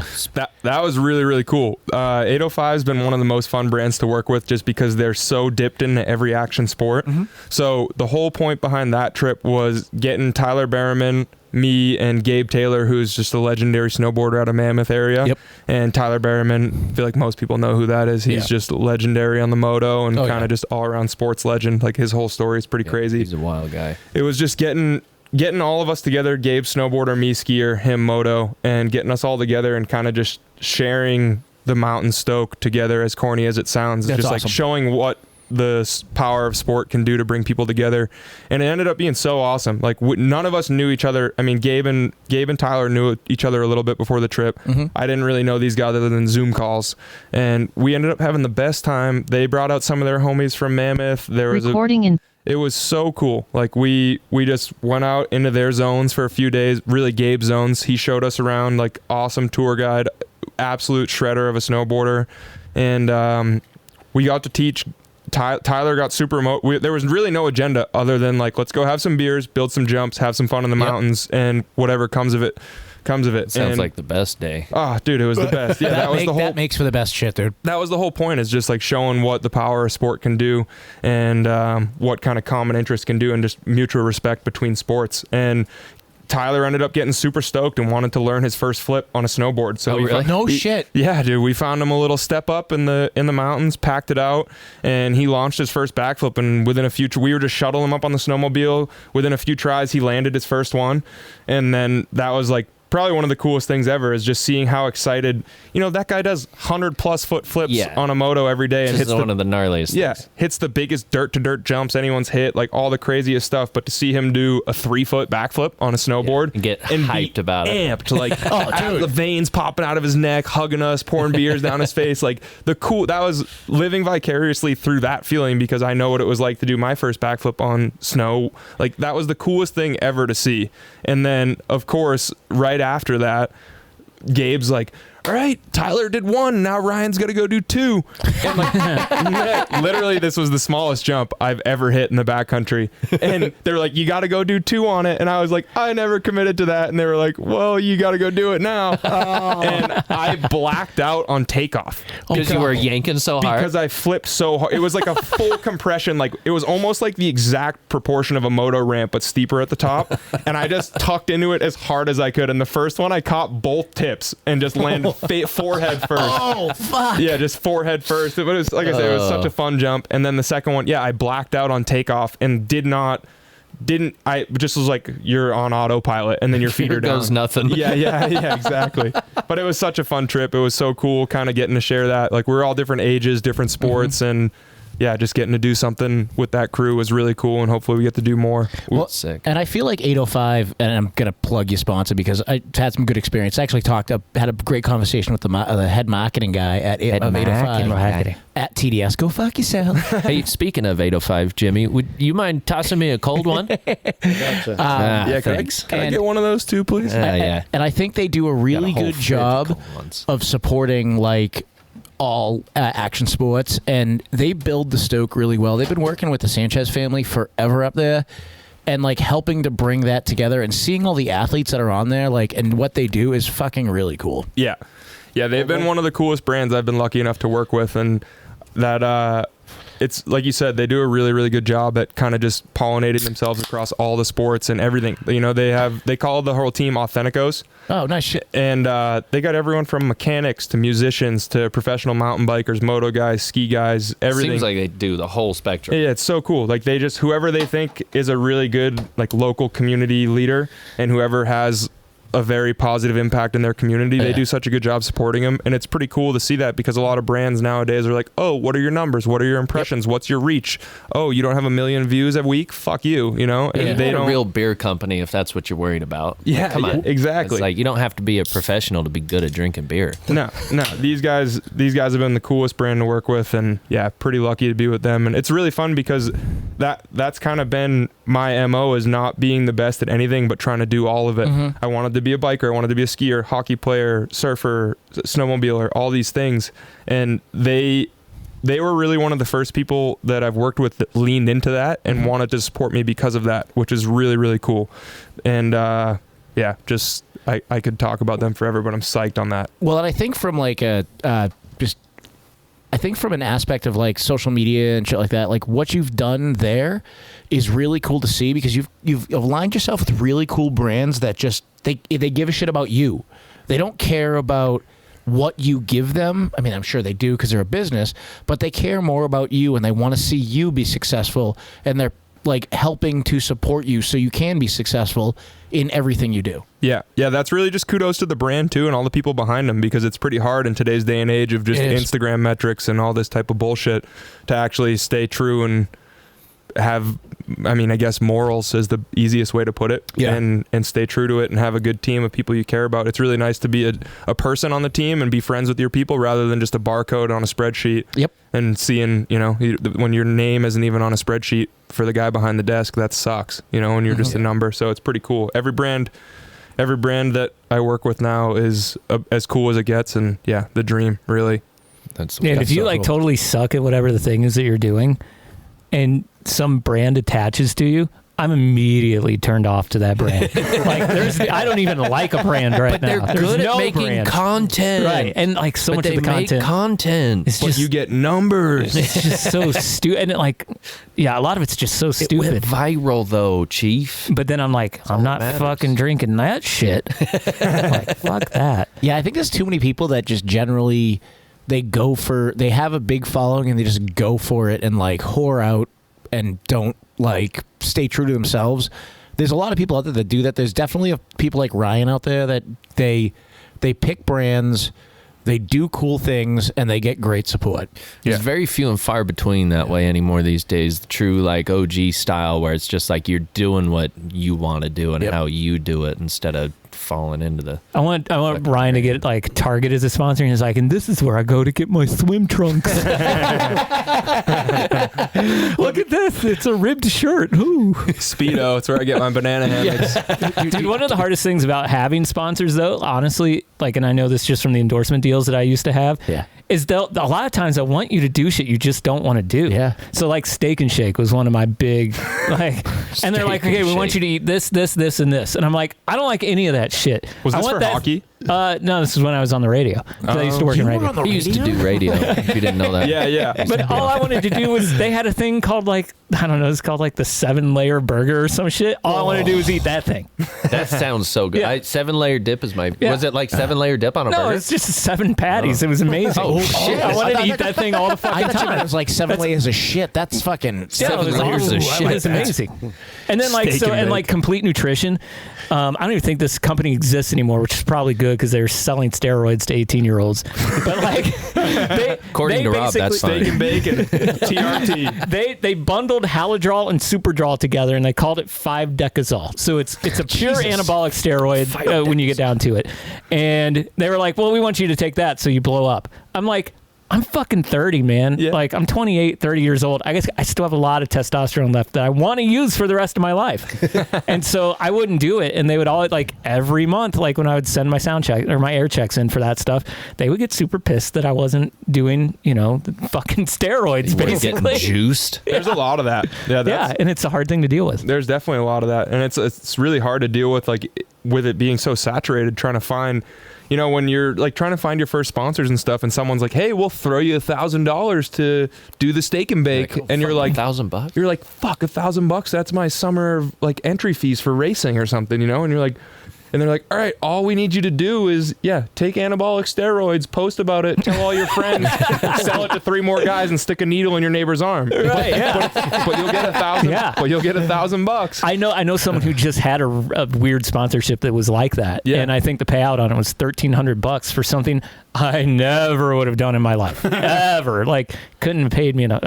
At all. Not even close. Don't say who it was. Say I'm not going to say who or what. Oh, you're not. Oh, damn I'm it. not going to say who or what. Offline? Yeah. I don't care who. Away from the show. I just want to know what. Yeah. I thought you already stuck Tampax up the butt. Well, he is in a tampon ad. That's what I It figured. was in a tampon ad. You know about that? No. He was in a tampon ad. It was. Really? Yeah. He was in the picture below the girl jumping bigger than him. No way. I use tampons for bloody noses and fire starters. That's what I use them They for. have a lot of uses. Dude, starting a fire in the woods, I keep a pack of, I have like a little mini safety kit for the backcountry, and it's loaded with tampons for starting fires. Yeah. Holy shit. I have them in, You dip them in your gas tank in your sled. Yeah. Makes sense. Fills them up and Yeah. True story. At Trestle one year, my buddy crashed just crossing the road. And you know how weird their dirt is? It's like moon dust. Mm-hmm. He was bleeding like crazy, and it swelled up big. So we're driving home, and he's like soaking up paper towels. So I'm like, I'll just go in the store and get some maxi pads for you. Nice. So that's what we did, and that got him home, like some first aid tape and wrapping a couple maxi pads. I'd have trailblazed the shit out of those maxi pads on the way home on Highway 40, just throwing them out. Then someone would be like, what the fuck was going on? You gotta light them on fire too for good case. Imagine you're driving down the highway and get hit by a maxi pad on fire. Or you start throwing them at road cyclists. Slaps on your window, it's just covered in blood. Yeah. On the way to see NoFX, I hit a guy with a 32-ounce soda who was on the side of the road. Oh, man. I think it was like 18. At hockey tournaments, we used to drop condoms out of the hotel windows filled with water because you could fill them the size of like medicine balls and drop them out, and they would not break. It's like, we only broke a couple of people's necks. Yeah, just a few windshields. That's it. Dude, hockey trips are the best. Get back up. Like, make sure to see a Canadian plate on that car before you drop it out of the fucking window. I'll tell you what. Like bike trips are cool, but hockey trips are by far the most entertaining trip you can take. Oh yeah, because you get 20 like extremely energetic boys together. And competitive too. Yeah, competitive, and God only knows what can happen. And it's not your town, so who gives a fuck? Exactly. The best is when you go up to Canada and you're just dickhead American being they all think they're gonna beat you too, you know, and you're like, yeah, you might beat us, but you're gonna be the 51st state. How long has it been since Canada won a fucking Stanley Cup? 40 years? 46. I don't know. Is that what it was? 30 something years? 46. Yeah, but could you imagine me in Canada now and like Florida's winning all the fucking Stanley Cups? I think I saw a great meme lately about that and saying Canada loves U.S. or something because they beat them every year in the sport that they invented for the last 40 years. This is why they love us. Yeah. And we're going to take all their junior players too with the NIL stuff. Oh, yeah. Mm-hmm. Mm-hmm. They won't, because that's just going to be an under 18 development. And as soon as those kids hit 18, they're going to come over here and make $1 million a season. Yep. Why not? So, way to go, Canada. You should have. And like now we're all Blame Canada. Where are all the really dumb hockey players going to play now? That's what like we're sending them to Russia. We're sending them to Russia. You got. They're just going to get twinkier and twinkier though. Yeah. But in Russia, they get bigger. They're all going to be over there. I don't know what's going to happen over there. KHL's crazy. Like, I don't know if you've ever read any stuff about KHL, but it's wild. It is. The things that go. Basically, anything that happens in Russia is pretty wild. I would love to go to Russia. Uh-huh. Just hang out. When I was in Japan, I put a maxi pad on my elbow. Actually, I just thought of that. Yeah. Yeah. I felt my worst injury of the whole trip. I ate shit on the beach. We literally had an off day, and I was trying to film the little wave coming in, and the rocks were super slippery. I had my camera in one hand and my phone camera in the other, and I tried to film this wave coming in, and I slipped and I gashed my elbow open and had to super glue it and put maxi pads on it. Yeah, it's still like that. It's still scabs. Nice. Yeah, it's got a nice scar there. Yeah. It's gonna, when you get old, it's just gonna open back up. Got a squishy spot on it. Yeah. I can't remember. Somebody brought it up the other day, and they were like, yeah, if you know, what would happen? I was with Kickstand. They're like, what would happen if like all your past injuries came back all at once? I was like, well, Kickstand and I would turn into a pile of mush on the fucking ground right here. What's the movie? Chips. Have you seen Chips? I don't think the movie where the guy's like an ex-moto. What is he? Ex-moto athlete. Oh, I have seen that. Ex-moto athlete, and he like gets out of bed and like cracks his knee, cracks his other knee, cracks his shoulder, pops like 3 Vicodin. He's like, all right, we're good to go now. He's like trying to get in the bathtub to try and loosen up. He like walks to the kitchen and takes more painkillers, and he's like, all right, made it through that one. Takes more when he gets to work. That reminds me of a story. So years ago, I went to Rampage and I got a tour of the site, and our tour guide was Bender's ex-girlfriend Lindsay, and she talked about him getting up and getting out of bed and how that process went, and it was him like rubbing his head because he couldn't like get his shit together, standing up, cracking everything, and then going to the couch, and then all you hear when he gets on the couch is all right, I feel better now. Good to go now. Yeah. Bong rips help with the pain. Oh yeah, they sometimes do. After surgery, after surgeries and shit, and then you like take a big bong rip, and then you like all you are thinking about now is how your hand's snapped in half, and there's a plate in there, and you're like, oh, I don't think I like this. Makes you think about it more sometimes. Yeah, sometimes getting high would make me more annoyed at the world instead of less. Yeah. That's a scary place. You do not want to be there. Like if I can't even watch The Office in peace because I'm like, fucking Michael Scott is such a fucking asshole. I can't handle this. Like, you know that you've taken a wrong turn somewhere. Problem. Yeah, that's probably my normal office setting. I was gonna say that's Jimmy. Jimmy has an angrometer every day. You will just sometimes have one that you start measuring with. I don't think I'll ever measure up to Jimmy, but no. The funniest is one of my first memories of Pomerel is the year you went across the finish. You ate shit at the finish line and ran across the finish line. That left-hander finish? the last one. Yeah. You ate shit, ran across it, and then that was like the start of the core memory. But later that night, I had never seen more people. It was like all the MFT guys who are the loudest, most talkative people. Someone brought weed, and I forget who it was, but they were all mute.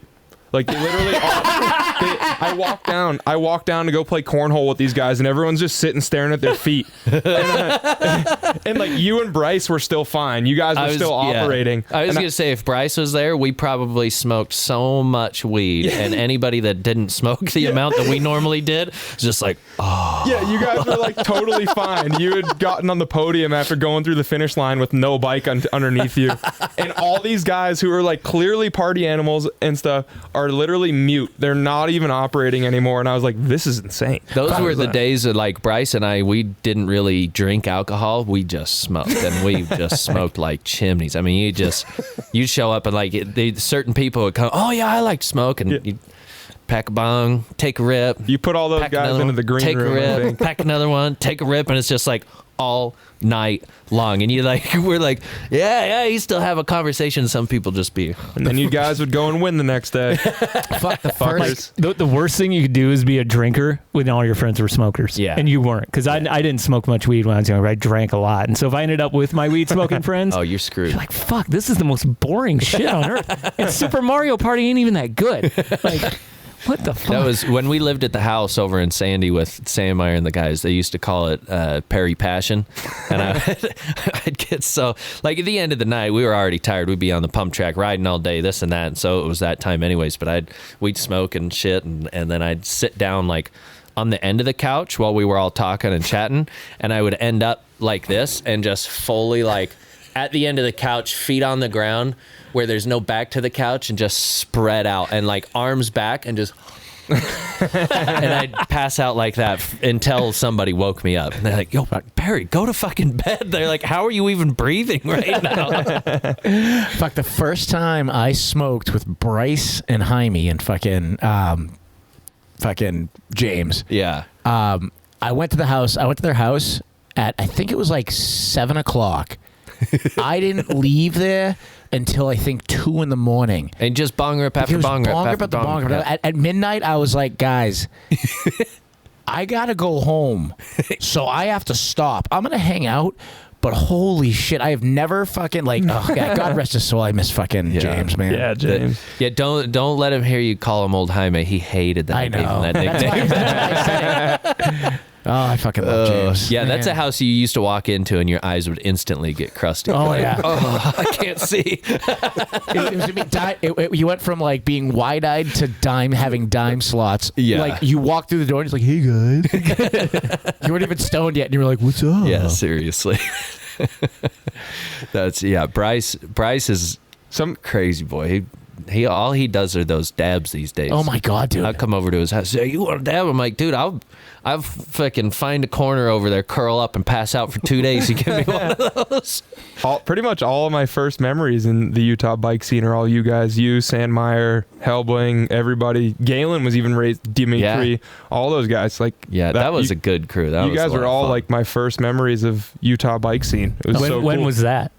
2014. 2013. Let's say 10 years ago. This was like right before I met you. That's when I moved back to Utah, and I remember that. And I remember idolizing, like, becoming friends with him. Was like, holy shit, I'm friends with Perry. Same. Sandmeyer took a picture of me. Like, fuck yeah, bro. I fucking made it. Exactly. I didn't race my first year in Utah, and then I got that bike from Glenn, and I raced the next summer and did like a Cat 3 race at Sundance or something, because one of my buddies that I rode with at Canyons was like, hey, like, you know, you should do this. You should try it. Tried it. And I got a fucking flat tire in practice. Came down so fucking pissed off. And Sandmeyer came up to me, my mom, and dad and was like, hey, you ever heard of tubeless? And I was like, no. What the hell is that? Yeah, what do you mean? I can run no tube in my tire? What is that? And from then, changed my life. He was always a nerd about the bike setup. Dude, he was. He always had the sickest bike builds. Yep. Yeah, that was at Sundance, and then the rest is history. You guys, it was so cool. Idolized all you guys. Idolized me until you started beating me. No, you let me win. You let me win. Didn't you finish second to him a few times? Yeah, that's what I just said, Rob. Give that knife a little twist. Yeah, if you could, that'd be sweet. I heard the chirp and the Malin one. I just stole Chief's joke. It's cool to finally be in the room with the first place Utah finisher and the second place. Real good. I heard the chirp and the Malin one when they were talking about Sundance, and you were like, are you racing pro? And they were like, no, we're racing Cat 1. And you were like, thank God. And then Chief goes, now you just got to worry about Nash and Ryan. And you go, who? I was like, you motherfucker, I'm going to go race now. And I still got second. Some 18-year-old kid whooped my ass. Oh shit! Yeah, that was like the craziest thing to me when we moved down here, because like living in Jackson, there's not really any racing. Yeah, and so like to even like Jackson mountain biking is weird. It's a scene, but it's not like here. It's not way like bigger here, and it's not competitive. Yeah, it's just like people chilling on the pass. Like we just chiller lap after chiller lap. Like there are a few dudes like Brian Selmer. Do you know him? I know that name. Super fast dude. He was a builder up at Jackson Hole Mountain Resort. Like him and a couple other guys real fast, but otherwise, then you come down here, it's like, I remember going to Sundance to the first like gravity race, or maybe it was either Sundance or when they raced NCS in a gravity series, and just like, it was such a scene. I'd never seen that. I think it was so Sundance, cool. because I think we talked about it at hockey at a drop-in one time, and you were like, should I come? And I was like, yeah, definitely. Yeah, maybe it was Sundance. It was back when you were a wedding photographer. Yeah. Yeah. So it was a long time ago. It was like 8 or 9 years ago. Yeah. But I remember Perry. Like, and I didn't know him, but he stood out because it was just his outfit. Yeah. And then it's like, oh, there's another guy here in cutoff shorts who has long hair. This is awesome. Actually, I didn't think I had long hair back then, but Old Doug always gave me shit because I'd wear cutoff jeans and my button-up flannel. Yeah. He's like, you know how much drag that's giving you? No, That's no. multiple seconds. That's the sickest shit. That's my biggest gripe with World Cup nowadays is that like they're wearing the same shit my girlfriend wears racing the World Cup skiing. Well, and they got rid of it. They outlawed speed suits, but now since it's like overalls and then still a jersey underneath, it's not a speed suit, and it's just like, they should take Jackson Goldstone's wins away with what he's wearing. Yeah, they that really kid's insane. unbelievable. 4 straight, and he won the last one on a broken wheel. Yeah, that was crazy. I don't care no matter what. Every race I do, I'm gonna wear triple XL camo pants and a fucking cotton t-shirt. And I was like, if I get 10th place, just know that if maybe I was wearing a Speedo, I might have gotten you. Yeah. But you bet your fucking ass I will not wear that tight stuff. I used to be a diver. My parents made me dive doing in the pool and shit. Yeah. They made me dive before I did all the stuff on ski. My mom did. My It dad. makes sense. Yeah, for real. They were like, Pretty smart. They were like, you're not going to get that fucked up in water. Like, go try it. Go slap the water go from prove yourself. 50 feet. Yeah, go prove yourself you can dive in the water before you do it on the frozen water. Yeah, for real. And did that. And my first day at diving practice, I showed up in like 23-inch inseam board shorts. Past my knees. What's up, bros? And the lady's like, you can't wear those. I was like, I quit. I'm out of here. And she was like, no, we need you. And I'm like, no, I fucking quit. If I'm I like, got to wear a Speedo, I'm out. Yeah, I'm like 13 years old. I'm like, you will not catch me dead in that Speedo. I was like, I'm not wearing it. I was like, if you want me on the team, I'm wearing my board shorts. And she's like, they're going to take points away every time. And I'm like, I don't care. I'm like, I'm doing this so that I can ski. Like, this isn't my end game. I don't care here. about the points. Yeah, I'm like, this isn't my end game. And needless to say, I wore board shorts all year. That's awesome. That's amazing. And did pretty well. And then I skied. And the next year I was on the ski team. That's what I told Old Dog, because he told me about that, and he's like, you gotta stop wearing the baggy stuff and this and that. And I'm like, Old Dog, the guy that gets on top of the podium, he's got one boring picture at the end of the race. I'm like, now when you see me in the middle of the race and I'm sideways through the rock garden where I definitely shouldn't be sideways, everybody's talking about it. I have pictures of you from back then, I think. If I were to dig them up, I bet I could find them. That'd be funny. Yeah, I think I do. How long ago was this? This is like 8 years ago. Was it? No, that wouldn't have been long. I wasn't on the Trek still, was I? The red Trek? I don't know what bike you were on. Yeah, I think about you and I didn't worship you. I just took But your that's picture. the only thing I remember about people. That's how I know people. I think about you with that helmet that you had that had the orange accents on it. Yep. The full face. Yeah, and no visor. Yep. Yep. Yeah. That shit was crazy. Elena stole your look. Yeah. Yeah, I know. Orange helmet, no visor. Everybody gave me shit for running no visor. I was like, so much faster, you dummies. I was like, I've got so many pictures of me. I'm at like a Northwest Cup and shit, and I got no visor like tucked up behind my plate. It just offsets the flannel drag. Yeah, 100%. I got one photo. You know how all the POC helmets have that breakaway visor? Yeah. And it pops straight up really easily. Dude, I think I've seen that when it's like straight up in the air. I got one fucking where my helmet is just, my visor is just straight up, and I literally have a burn mark on my pants from like trying to scrub a jump with a 29er and getting tickled, like just absolute goosh mashed by my tire. And I'm literally like, my balls are in the seat in the tire, and my visor is straight up. It is one of the most ridiculous. I gotta find. It was just one of those classic Utah, like some random photo guy posted on Facebook after. I was like, yeah. Yeah, I think I saw that one. Probably did. I did. Probably did. It was like straight up and down, right? Straight up and down, yeah. I think you had a white helmet on for that one, right? Yeah, I think it was white and black. I think it was like 70% white, 30% black. Yeah, I think I remember seeing that one. Yeah. And laughing. Yeah. And laughing hysterically. I'm like, what the fuck is going on here? Yeah, you're like every time you go off something or like get a little more speed, you feel your head pull back a little bit. You're like, what the fuck's going on? Those screws always come loose at like the most inopportune moments. I ride my snowmobile with that helmet, and every now and then I'll just like feel my head go like poof back. And it's like, oh yeah, just went visors over. up. Yeah, 60 visors just on the about snap trail. your neck. Yeah, visors on the trail. Ryan would get. I was telling you guys earlier. I saw somebody brought up and I looked at their profile, and they're like smash the whole downhill field, and then like at the very bottom of this whole paragraph, like in his field and in his category. Like when people are like, "Oh yeah, I won." I'm like, "Oh, you won the whole race?" Yeah, I got first place. Like first place. And it's like, "Oh, wait, in Cat 3." So, okay. You got first place in Cat 3. Okay. And that was Ryan, not that way, where he was not satisfied till he got on the pro podium. And I remember him coming after me and trying to whoop my ass. Dude, the first pro race I did, for the first like 5 years I raced, it was like minutes different, and I was like, I don't know how these guys go that fast, I'm like, I think I'm going as fast as I possibly can. I was like, I don't know how they do it. And I would literally just watch you, and you can't ride behind anyone in Utah, so you can't learn from them because it's dust. I would always want to ride behind you or ride behind Dimitri, Bryce, Galen, anybody, but you can't. You just have to watch and learn, and like you have to imagine what the pace is. That was the hardest part about here, is like you can't ride, like, okay, it rained, let's go ride tomorrow, and that was like the only time you could actually learn the pace from somebody, because it's so insane to imagine on a 4-minute course that someone's 45 seconds faster than you. Especially when you're like giving it your all. I went to, I raced at Mammoth, and we're going through and we're figuring out the rock garden, the big rock garden kind of at the top, and I was like, oh, hell yeah, I'm feeling fast in this. I'm feeling good. We found a line that was like kind of sketch, but super straight and super fast.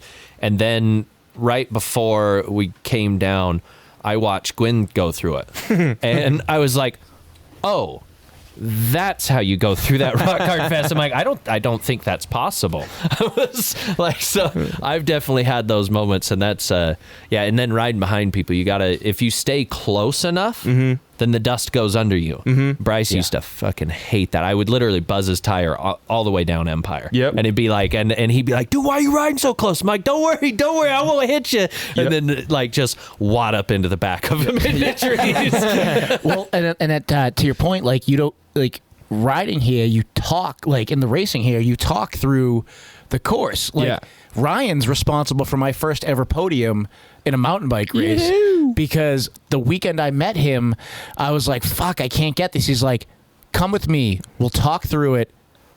I'll fucking go your speed, as in he'll go half of his speed, and I'll fucking walk you through the course. And we got to the bottom, we took the lift back up, and we talked through the entire run.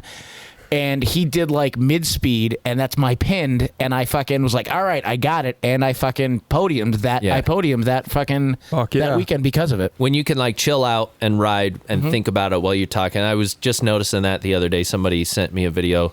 We were up at Solitude, and I was riding with Cody, and he was behind me. We were coming in to do that drop. The Pyrites Plunge trail, and that trail is actually sick as fuck. Have you ridden that one? It's legit. You come in, all the off-camber shit, you can stay high, and you can actually rip it fast. And somebody had a video, and you just hear us, like, we're going pretty quick through there, and you hear us just, like, chatting. Yeah. Well, we're like, going, we're like, oh, yeah, as we're, like, jumping off the drop and shit, and I was like, I don't even remember that we were, like, talking while we were riding and shit. And two things on that. So one, that's kind of like what goes back to like the Tyler Berriman thing of teaching him how to do a backflip. And that's like the coolest thing ever, getting to see someone love your sport and share a moment like that and see how excited they are about doing something that you did forever ago.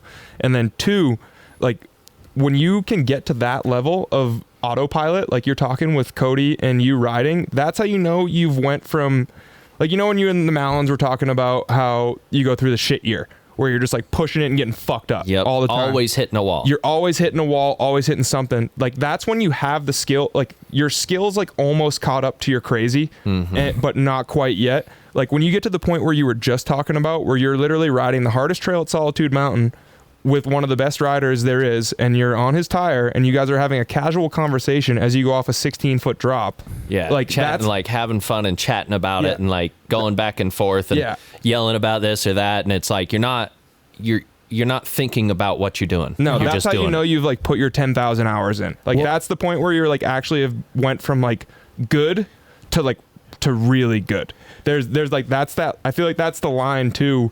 I can see that. Where it makes such a difference. Like you're literally operating on autopilot. The people you watch, you're more shocked when something goes wrong than right. That's the one thing that like people just don't understand about any pro athlete is the amount of time it took to get to that level and the amount of practice it took. So like they talk a lot about who's the Stevie Ray Vaughan, right?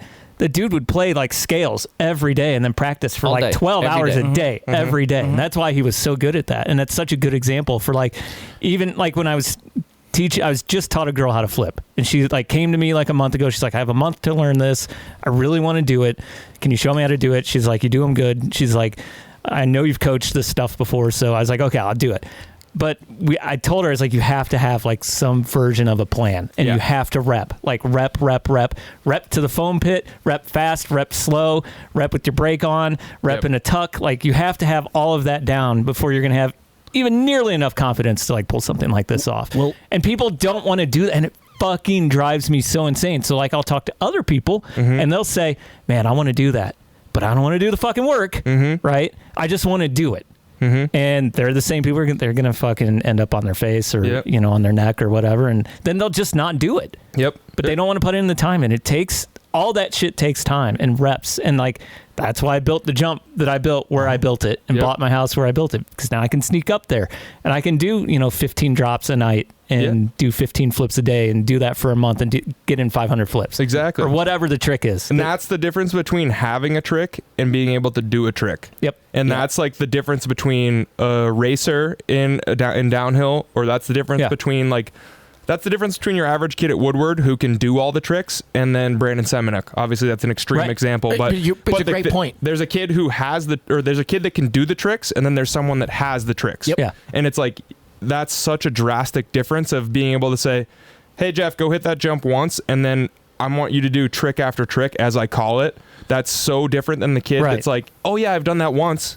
You know, like he's going to maybe land it 1 out of 10 times because he can do it, but he doesn't have it. We have this chick at my gym. She's 44. She's been to the CrossFit Games. She's going again as a Masters. She was 8th in the world. Damn. And every day she's in there 3 hours a day. She's 125 pounds. That's amazing. And she's like 5'3". And she's an amazing athlete. It's crazy what she's able to get her body to do.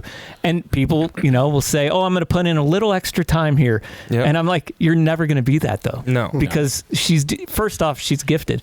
And then on top of that, she puts the work in. And people just don't want to do it. It fucking drives me insane. Well, and like, end of rant. To your point, like, what is it you said a few episodes ago about your planning? You like had an autistic level of commitment, and planning to it, and you just stuck to it over and over and over again, and like. To all that, to what we were talking about earlier, like literally the fastest I have ever ridden in my entire life are with you two guys. That's awesome. Because you just have fun, and it's the way you guys approach it, and working with people and talking to people. And like Chief said, like when we were in Trussell a few years ago and I was riding behind him, he goes, holy shit, that's the fastest I've ever seen Rob ride. and it's because if like there's two people in this world that I trust, like Jimmy, like actually everybody in this room, but like the fast style is, I trust you guys to know that you're not going to lead me astray. You're going to take me, you're going to fucking put me, you're going to set a pace, and then as the day goes on, like you did in Trussell, you kept pushing the pace. And I remember at the end of one of those days, you were like, I kept pushing the pace, and you were still there. You kept being there. And I don't know what it is, but when I ride by myself, I cannot replicate that. I think I actually know what that is. And okay, I hate to like be coach nerd here, but like I'm so into it because I did it for hockey for so long. I love it, dude. There's this thing where people feel they're not allowed to be good. And the people who are good at things never feel that. No. They feel like they get to be good. Yeah. And so when you get out with someone like Ryan, or you get out with someone like Perry, they allow you to move to that zone that you probably don't put yourself in a lot of times. I don't. Right? Where you say, man, I'm not good enough to pull that off. And that's why I'm But you are. And that's why I'm horrible at racing, because like all the racing I did before I started mountain bike racing was motorcycle racing. And it was, I was always chasing somebody. So I knew where I had to get to when I ride. Like, I remember you and Bryce pulling me aside at a race once and saying, hey, like, if you want to, we'll go up there. Because I was riding like Cat 2 or 3 and you were way ahead of me. And you were going to be like an hour later. We'll go up there and we'll like just jump in front of you and lead you. And dude, you'll win. Just follow us. And you'll be- Bryce used to give me so much shit at races. He's like, Rob, why are you racing this slow? You're so much fucking faster.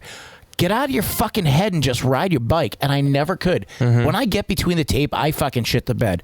When I go fucking ride trails, I have fun and I go fast. It's one of the things I've always said. It's like, if you get the chance, ride with somebody better than you. Like, always, like, any chance you get, find somebody that's better than you. And that's a mentality to have too, is like, if somebody's doing it, it's possible you can do it. And if some, like, that means it can be done. So why the fuck can't you do it? Yeah. And then if you're always with somebody that's like doing better, like you said, you see somebody go through the track that fast, you're like, oh shit.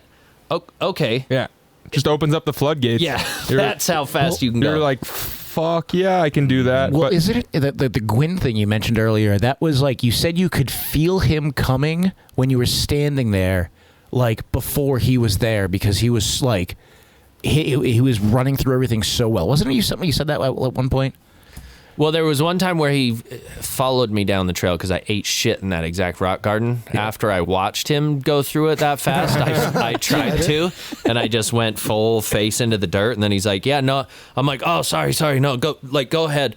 I'll cruise down. He's like, no, I have to follow you. He's like, I'm sweeping the course before the race starts. I was like, oh, fuck yeah, that's sick. And there were like spots where I took off and he waited for a second. Then you could like feel him coming up on you, and you're like, oh shit, I'm not going fucking slow, and this dude's on a fucking trail bike. You're like coming through, and there's definitely different layers to the speed. And that was like at a time when I was riding my bike where it was like you're still trying too hard, almost like you're like, you have the umph to do it. You've got the balls to go for it, but your skill hasn't caught up yet. It's taking it to that like 90%. It's like when you make your 110%, you're 90% because of how much you ride is when you get really good. And then obviously just like always balancing that. It's like the skill crazy catch up. Yeah, like that's the constant balance. Like I wouldn't be I'd probably barely be above average biking if it weren't for all you guys smoking me for years. You have somebody to chase, and it's like, oh, I'm gonna do that. I would rate. Yeah, it was like, I'm gonna race Cat 2. I'm gonna race Cat 1, and then I was like, I don't give a shit about winning Cat 1 for a couple years. I'm gonna go up to Pro and get fucking smoked by a minute,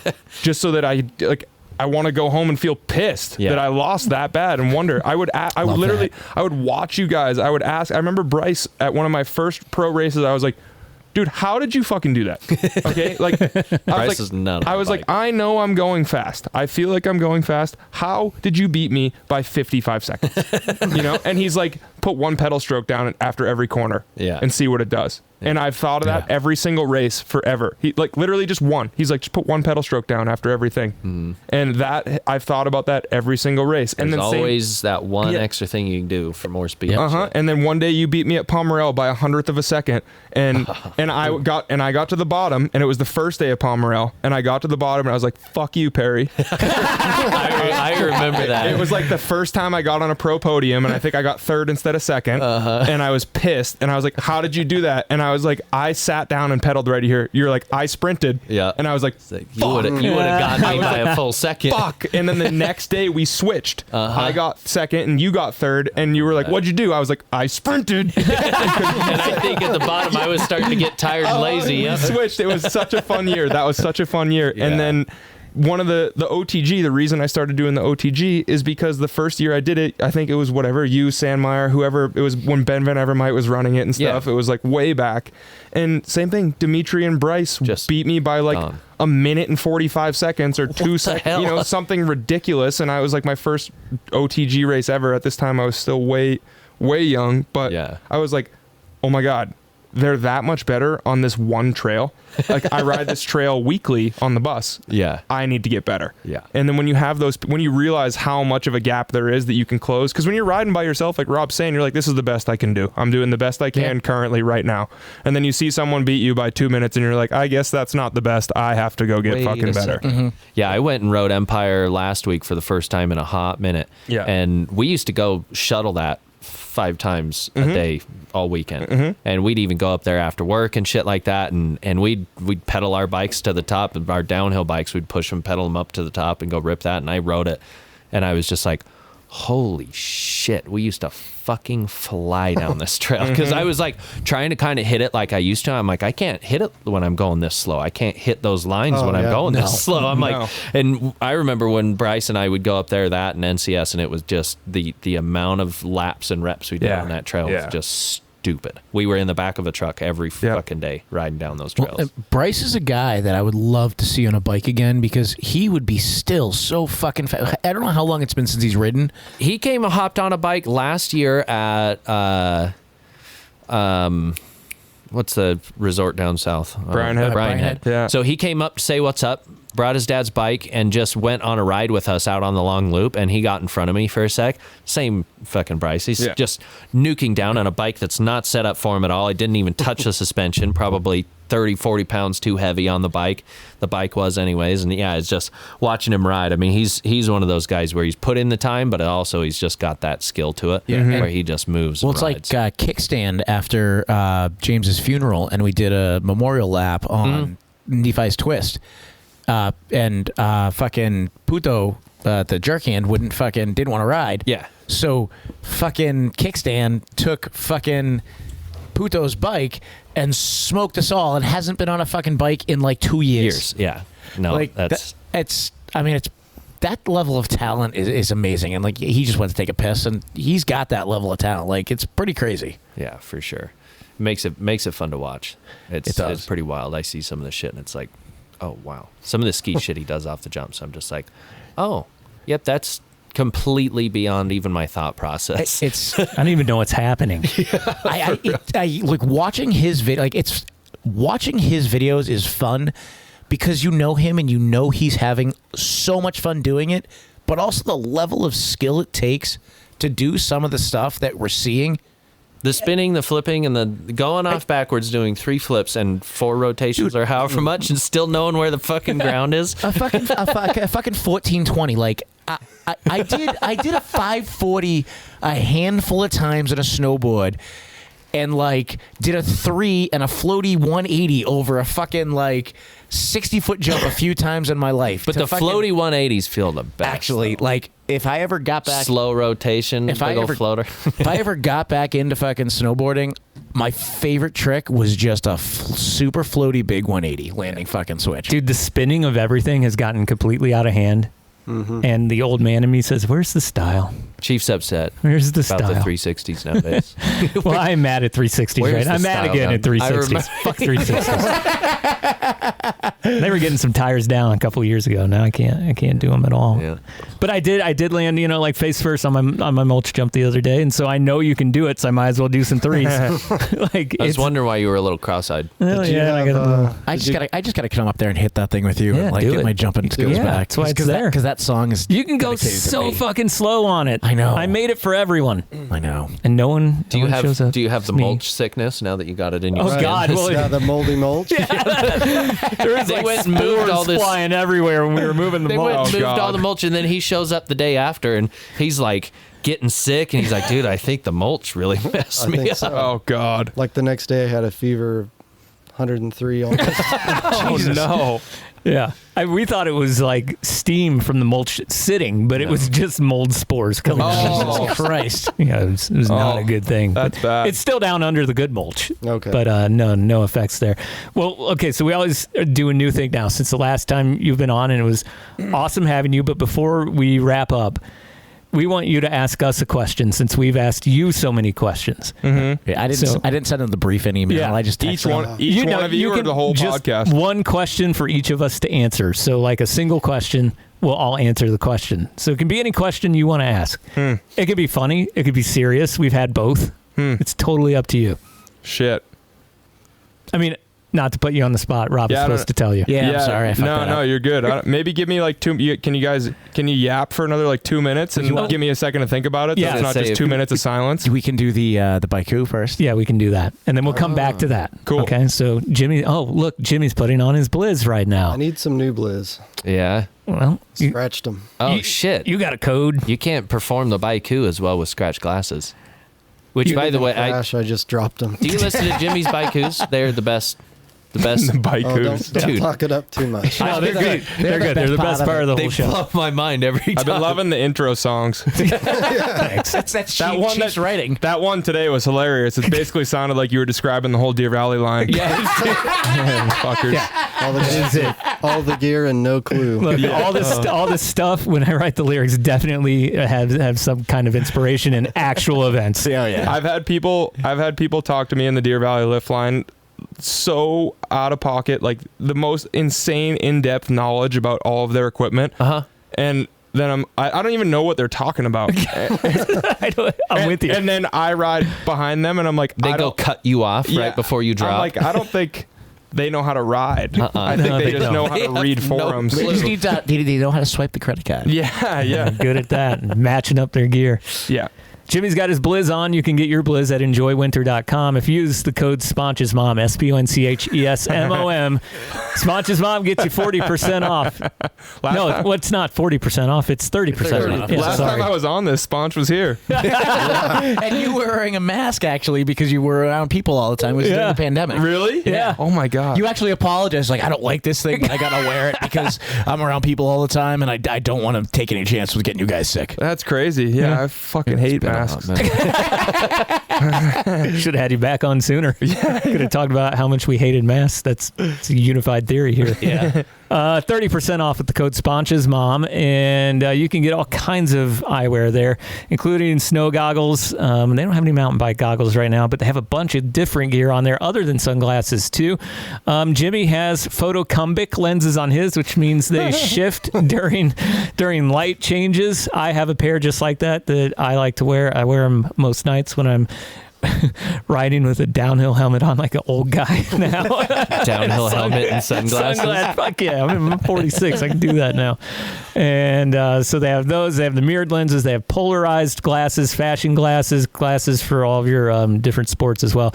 It's all there at enjoywinter.com. Then you go to the Blizz section and use the code SPONCHESMOM for 30% off. The following baiku is based A D30 cup. Just like your purple helmet, hardens when it's hit. Didn't we talk about the D30 cup once? Yes, that was. Fuck. When was that? Was when we were? I was riding with you, I think. Didn't I hit my balls on something? I think so. Hardens upon impact. Like your purple helmet. It was 3DO or something like that. It was, oh yeah. I had D3O. tire marks on both ass cheeks from scrubbing the jump at the end of Pomerelle so bad and getting my ass pinched between the tire and the seat so bad that it ripped my pants open, and I had tire marks down both butt cheeks on both sides of my crack. I have pictures, selfies of it, mirror selfies in the fucking Pomerelle bathroom of my cheeks just bleeding. Got violated by the Maxis. Put those out for our listeners. They'll like them. Is that on the day 2 course? Day one. Day when one you come with out that of the, drop. When you come out of the woods, when you know how they built the new jump out of the woods? That's like literally a mogul jump. Yeah, like It's out to flat. It's like fucking knee high, and just you're going 35 miles an hour into it on the flat, and then you got to like hit the next drop. Yeah, I came around that corner just full compressed, and just like tried to absorb it all, and just No, I was wrong. I got the days mixed up. Day 1 is the more pedally Day one course, right? Day one is like a little more pedally up top, but day 2 is like flat across the bottom, Right. where you kind of come through the gut. rock garden, But it's got the Day gnarly 2 stuff is up top. The fun course. Yeah. Day 1 has the drop at the end. That's right. Yeah. The drop to the finish there. Yeah. Which I have clapped all the way to the finish before. Yeah. Fuck yeah. Harry had the long jump. Eating my fucking every time I'd see it, I'm just. I did that once and blew my foot off and was like 1 foot off going through the river bottom. Took out the freaking sensor and everything. It's always good that they put rebar right there too, just in case you hit it. Super cool. Yeah. Put the netting in with some nice place. fresh rebar. Don't worry, we put half a tube of PVC over it. You'll be fine. Won't go through that at all. Well, you hole punch your skin as the rebar goes through. Great. Jesus. All right, what's your question? What? I'll do a serious one. Okay. What's the coolest thing that has happened to you guys at races, events, really anything, or your your retreats, anything, coolest thing that's happened to you because of Gnar Couch. Oh, wow. Any sort of fame or it can be fame, sponsorship, someone coming and asking for a picture, someone coming up and asking you that is like, hey, is that a cum stain? I'm a fan. Anything. What's the coolest, like any sort of core memory from because of Gnar Couch? I'll do one serious one and one funny one. So the serious one is me and the Mallon twins and their dad all went to Trestle. Oh, I know this one. And then a bunch of people just knew who I was in Colorado. And then Luke and Alex were like, Chief, are you like famous? And that was a funny, serious one. And then the funniest one, the thing that I always remember about Gnar Couch is like 3 years ago, we put up a tent at Trestle for our big trip. Mm-hmm. And there was like 20 of us all huddled underneath it. All Gnar Couch dudes, like all of us. And the guy who's coming up to visit next week and go to Jackson with me, a thunderstorm rolls in and he looks at me and he goes, I guess we're going to find out how God feels about the gays. And I still laugh so hard at that. But yeah, and mostly just all the friends that we've made. It's been a really interesting, cool experience. I mean, I have a few. I think the funniest one was the first real Nardfest we did when me, Jimmy, and Sponge were sitting at the lift after doing a pedal lap.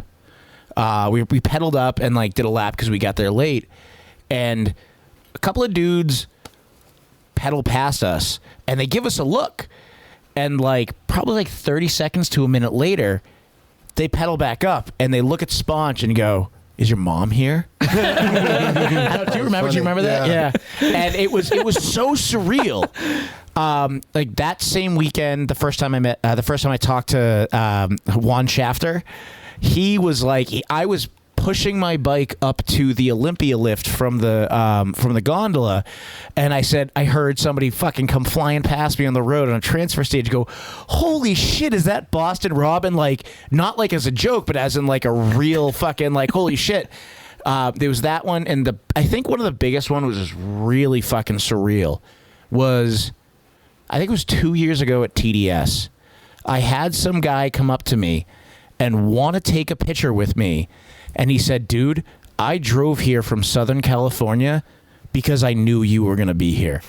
And I was walking around all day trying to find you. And I was like, I'm like, holy fucking shit. I mean, that blew me away. It was like, I'm just a dude that talks dumb shit into a microphone and makes a lot of mistakes on the fucking production side. That sounds made up to me. He couldn't get his gun out of his pocket to shoot you. That's what he was, I was surprised you got out of that one. I mean, it was really, that was really cool. And like, but also like the messages we get, and you see a lot of that stuff. Like somebody admitting that like we pulled them out of a dark time and like keep doing what you're doing. We want to laugh at you, like that shit. What did we pull them out of? A dark time. Dark time. Dude, I get so much shit from my kids about my accent now. It's fucking hilarious. Anyways, that's what I got. That's awesome. Probably plenty of guys that we push into the dark times. I was gonna say the one we pull out, 20 go in. That's how they get out. They step on the backs of the others.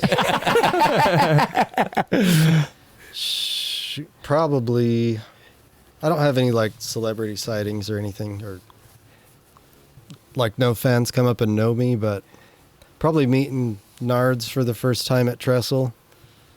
And the most memorable thing will always be that rundown Paperboy. Yeah. Oh yeah. After the rain.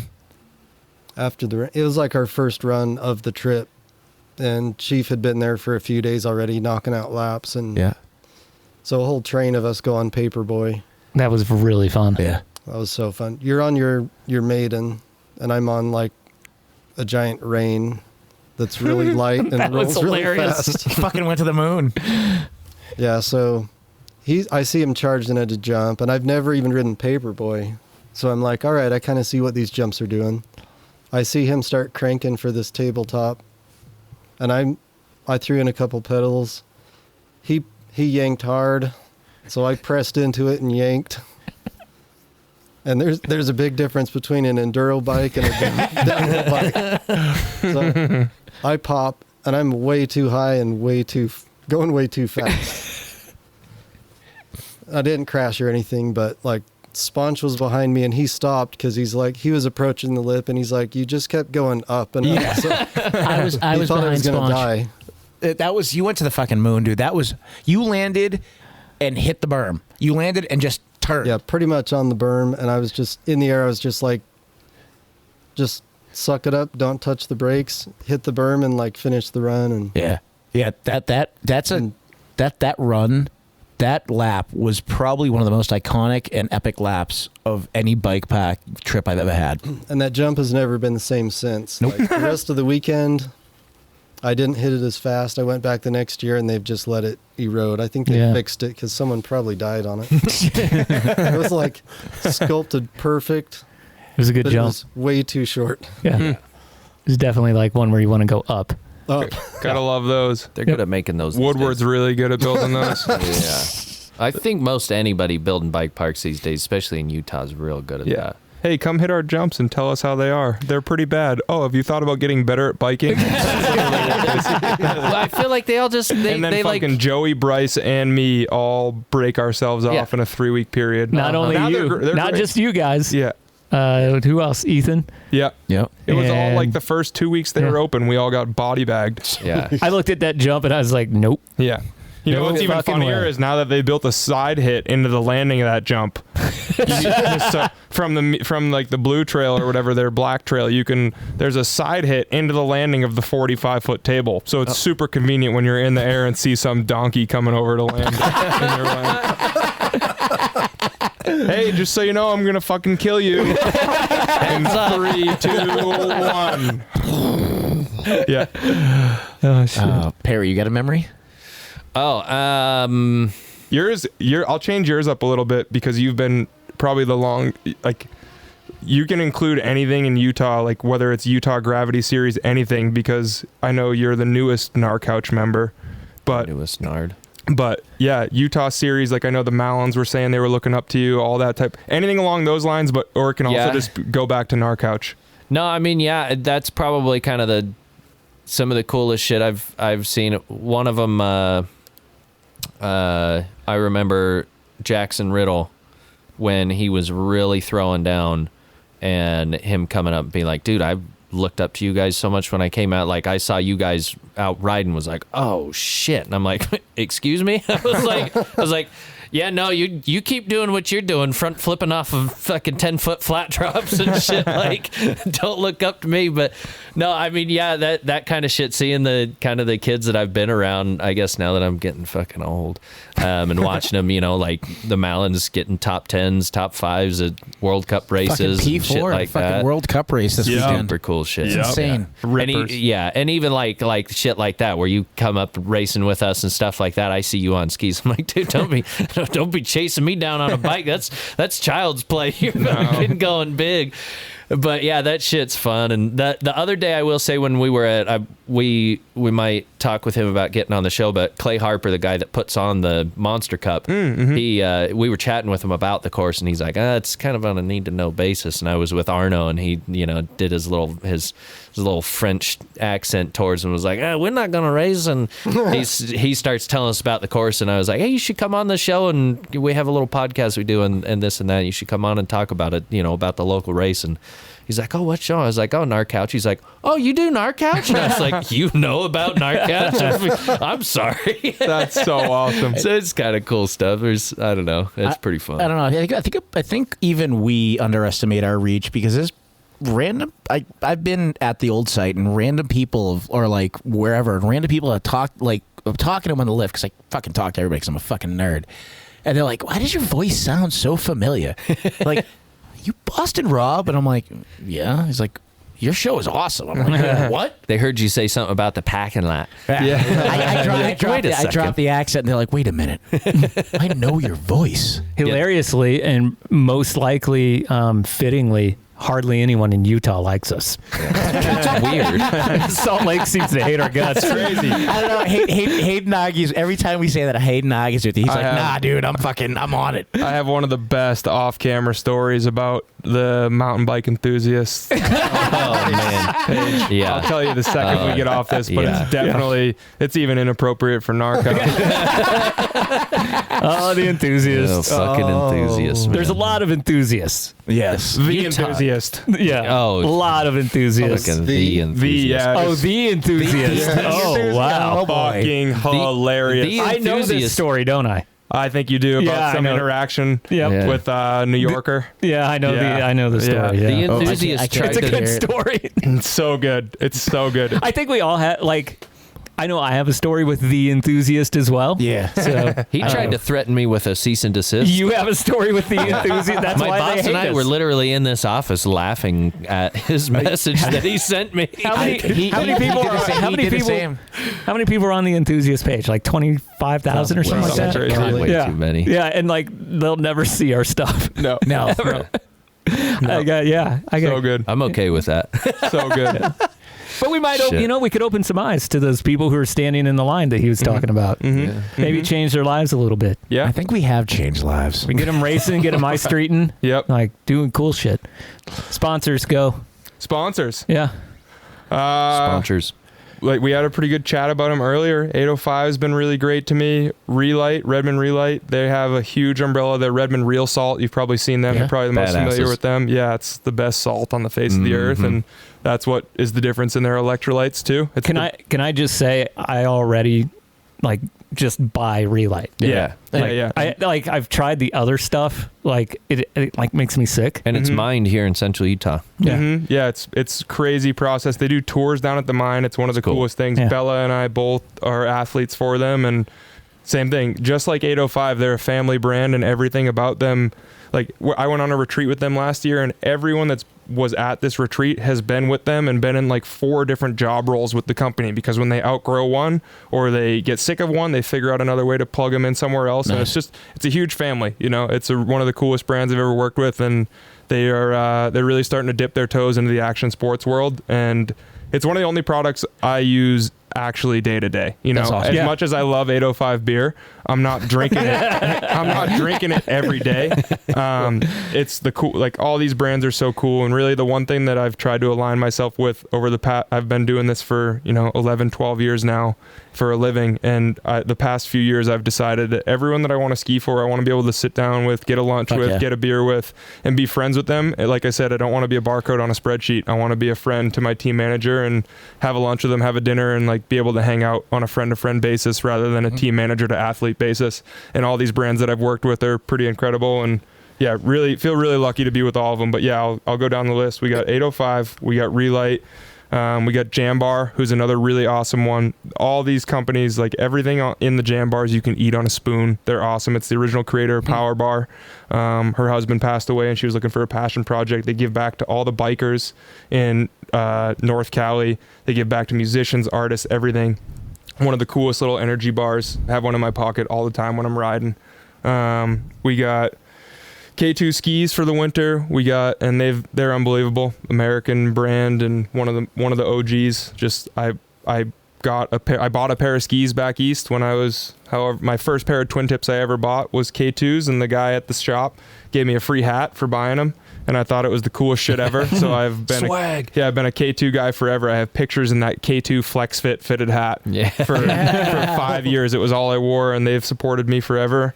Those are really the main ones. And then we got Dope Snow, who's been really cool. Outerwear company.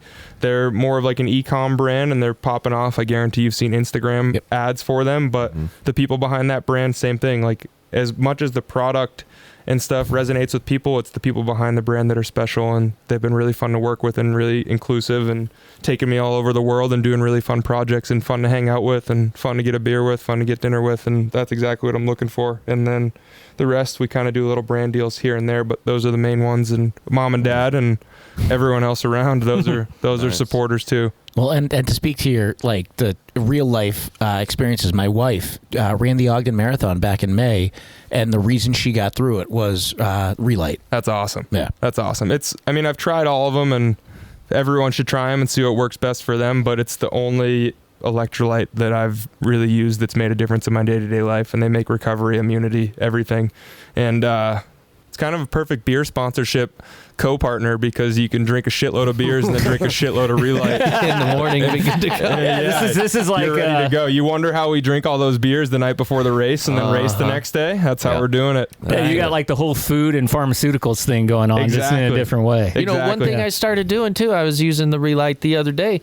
If you have that in the morning before, because I have mass amounts of coffee in the first half of my day. And if you have that beforehand, you don't get all dehydrated and shitty. No, it's really life-changing.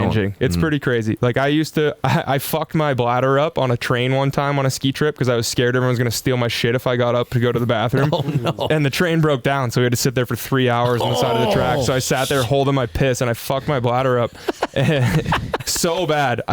So bad. I pee like an old man now. Like and so you pee like us? You're like us. Yeah, I pee like you guys now. Soft stream. Yeah. Or And spurts. So much. And my friends would always get pissed at me because we'd be going up to the mountain and I'd piss 3 times before our first competition run. They're like, what the fuck that is wrong? goes. Yeah, what's wrong with you? And then I started drinking Relight and I pee less and feel better. Yeah. Like I would drink a ton of water in the morning and I would always just be peeing it out. Now I pee less, feel better, good to go. That's like a stupid testimony, but it's real. That's awesome, dude. That is real. That's as real as it gets. That'll play pretty big to our crowd. Yeah. Drink more, pee less. You guys want to pee less and drink more beers? Relight. No, it's been awesome. Every brand is, it's really the dream. I get to do what I'm doing now and have a lot of fun and travel the world skiing and biking and surfing and doing all these fun things because of these guys, and I couldn't be happier. So that's awesome, dude. Good for you. Thanks to living the fucking dream. You guys both are, man. Yeah. That's awesome. Good to have you on and see you again because I haven't seen you probably in it's almost been probably a year and a half. Yeah, we gotta go play some hockey and make some people feel shitty about themselves. I had to take some time off from that too, just because I was so beat up from riding and I literally couldn't play hockey. I was in a lot of pain. And, worked very hard to eliminate that the last 6 months, and back on my bike, I've been playing hockey quite a bit actually up in Ogden. So Hell yeah, some good hockey players up there. I'll come up. Hockey's like my release because in skiing and biking, you're like trying to be all fun and nice and professional all the time, and that's how it works in those. But in hockey, it's so nice being able to get on the ice and just scream at somebody and then be best friends 5 minutes later in the locker room. That doesn't happen in skiing and biking. You scream at somebody on the side of the trail, you're not really friends with them afterwards. But I think I did one session on your team, and we were like kind of bash buddies out there. Like someone hits you, I go after them. I don't care that I weigh 165 pounds. And vice versa. And then you chase them down, and I think that was the last session I played of any kind of actual league hockey. Yeah. But I still like to go out there. It would be nice is if it wasn't all 15-year-old kids all the time. Yeah. That's Park City's problem with hockey right now. And Ogden, I play with only dudes who are like 35 and older, which is nice. The difference with the 15-year-olds is you can't hit them. You just got to take shots at their ankles. Because you're like, if you hit them, it's an assault charge. But if you hit them in the ankle with a puck, then it's just like, you're an idiot. You should have moved. Yeah. Some of the junior kids showed up because Ogden has a junior hockey team. I think they're like at the B level or like the Tier 2 level, whatever they call it now. My cousin coached a kid that was up here for a few years. Yeah, they're good hockey players for sure, but About they came as good as the Boston blackout hockey players. Blackout drunk and they're still wiping the floor with them. They came out and they played in our adult. It was like one of the guy's sons or something like that, and then his buddy, and then. We were just running him into the boards and stuff. And it was just so I pushed one of the boards. And he's like, "Whoa!" That was all he said because he wasn't expecting it, And we still know how to play. Yeah, we're just not quite as fast as we used. You know what pissed me off was when you finally just fucking hosed me in a race, and that's when I was like, I gotta take a break. And I was like, "Fuck, man, I've been racing Ryan for 5 years, and it's always at least been close." And then he had me off step 3, and I knew I was fucking toast. And I was like, well, the young man has grown up. He's stronger, and he's better now. Well, thank you guys for having me on. A lot of fun. And thanks for everything. Appreciate coming out. Appreciate the support. Thanks for listening. Yeah. Of course. You guys are awesome. Yeah, and bringing bells. Yeah. Yeah, got a good ride home. Yep, exactly. Nice. Exactly. Yeah. Well, we still have another 3 hours because you're only 3 beers in. So. Well, and I mean, honestly, like, I think this is one of the longer this one's long. shows. We're at 2 hours and like 10 minutes of actual show. Yeah. Sorry for wasting your guys' time. Yeah. No, it's good. we haven't done this in a while. By the way, Rach says hi. So does Isaac. Sweet. We got to get up. We got to see them soon. Yeah. Yeah, Cool. I gotta see your dad. I gotta go over and just see him at the dealership. God, you two talking together, I'm gonna fucking shoot myself. Yeah, for real. I'm not going over there. And you're definitely not going because I'm not always CCing, but you always are. And I will take your gun and kill myself. Yeah, speaking of the guns, I've been looking at the 9mm on the floor pointing at me the whole time. I was like, just waiting for him to kick it wrong and lose a fucking big toe. I've literally been looking at it for 2 hours and like, huh. It's a Hope the Glock. safety's on. It's a Glock, not a SIG. It won't go off. It's fair. Thanks, Ryan. Sitting in a shoe upside down, pointing at my toes. Well, I had it on the countertop, and I figured that'd be the better place. He really wants to win those races. He's gonna shoot my foot off. Yeah, try keeping up now, sucker.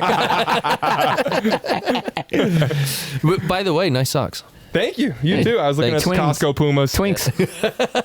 Yep, Costco Pumas. They're the shit. I didn't wear them today, but I have a lot of them. They're not too bad. They're great. Starting to get a little stretched out. Well, Ryan McElmon was our guest, and wow, we're back after a month off, so that was awesome. I missed you guys. Thank you, guys. It was good. Yeah, great show, everyone. The AC was nice. We should do this more often. Let's just stay in here. Can we just leave all this stuff here? I don't see why not. All right, we'll see you here next week.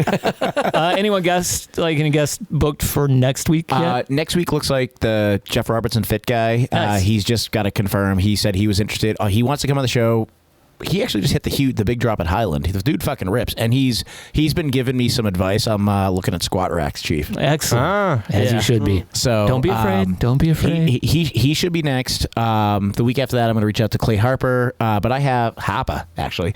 I have a laundry list of guests, including DJ Brandt and some the Lone Pass guys that have said they want to come on.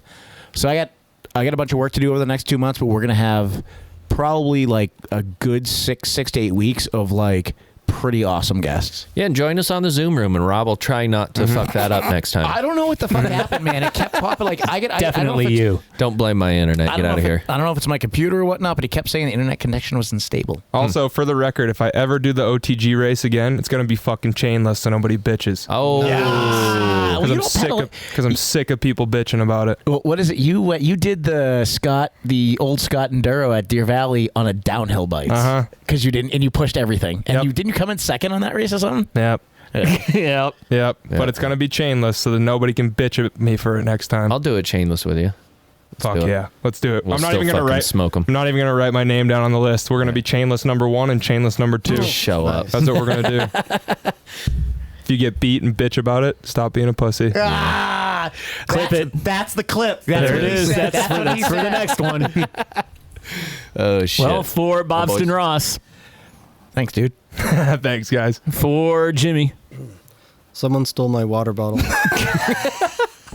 I will find you. For Ryan.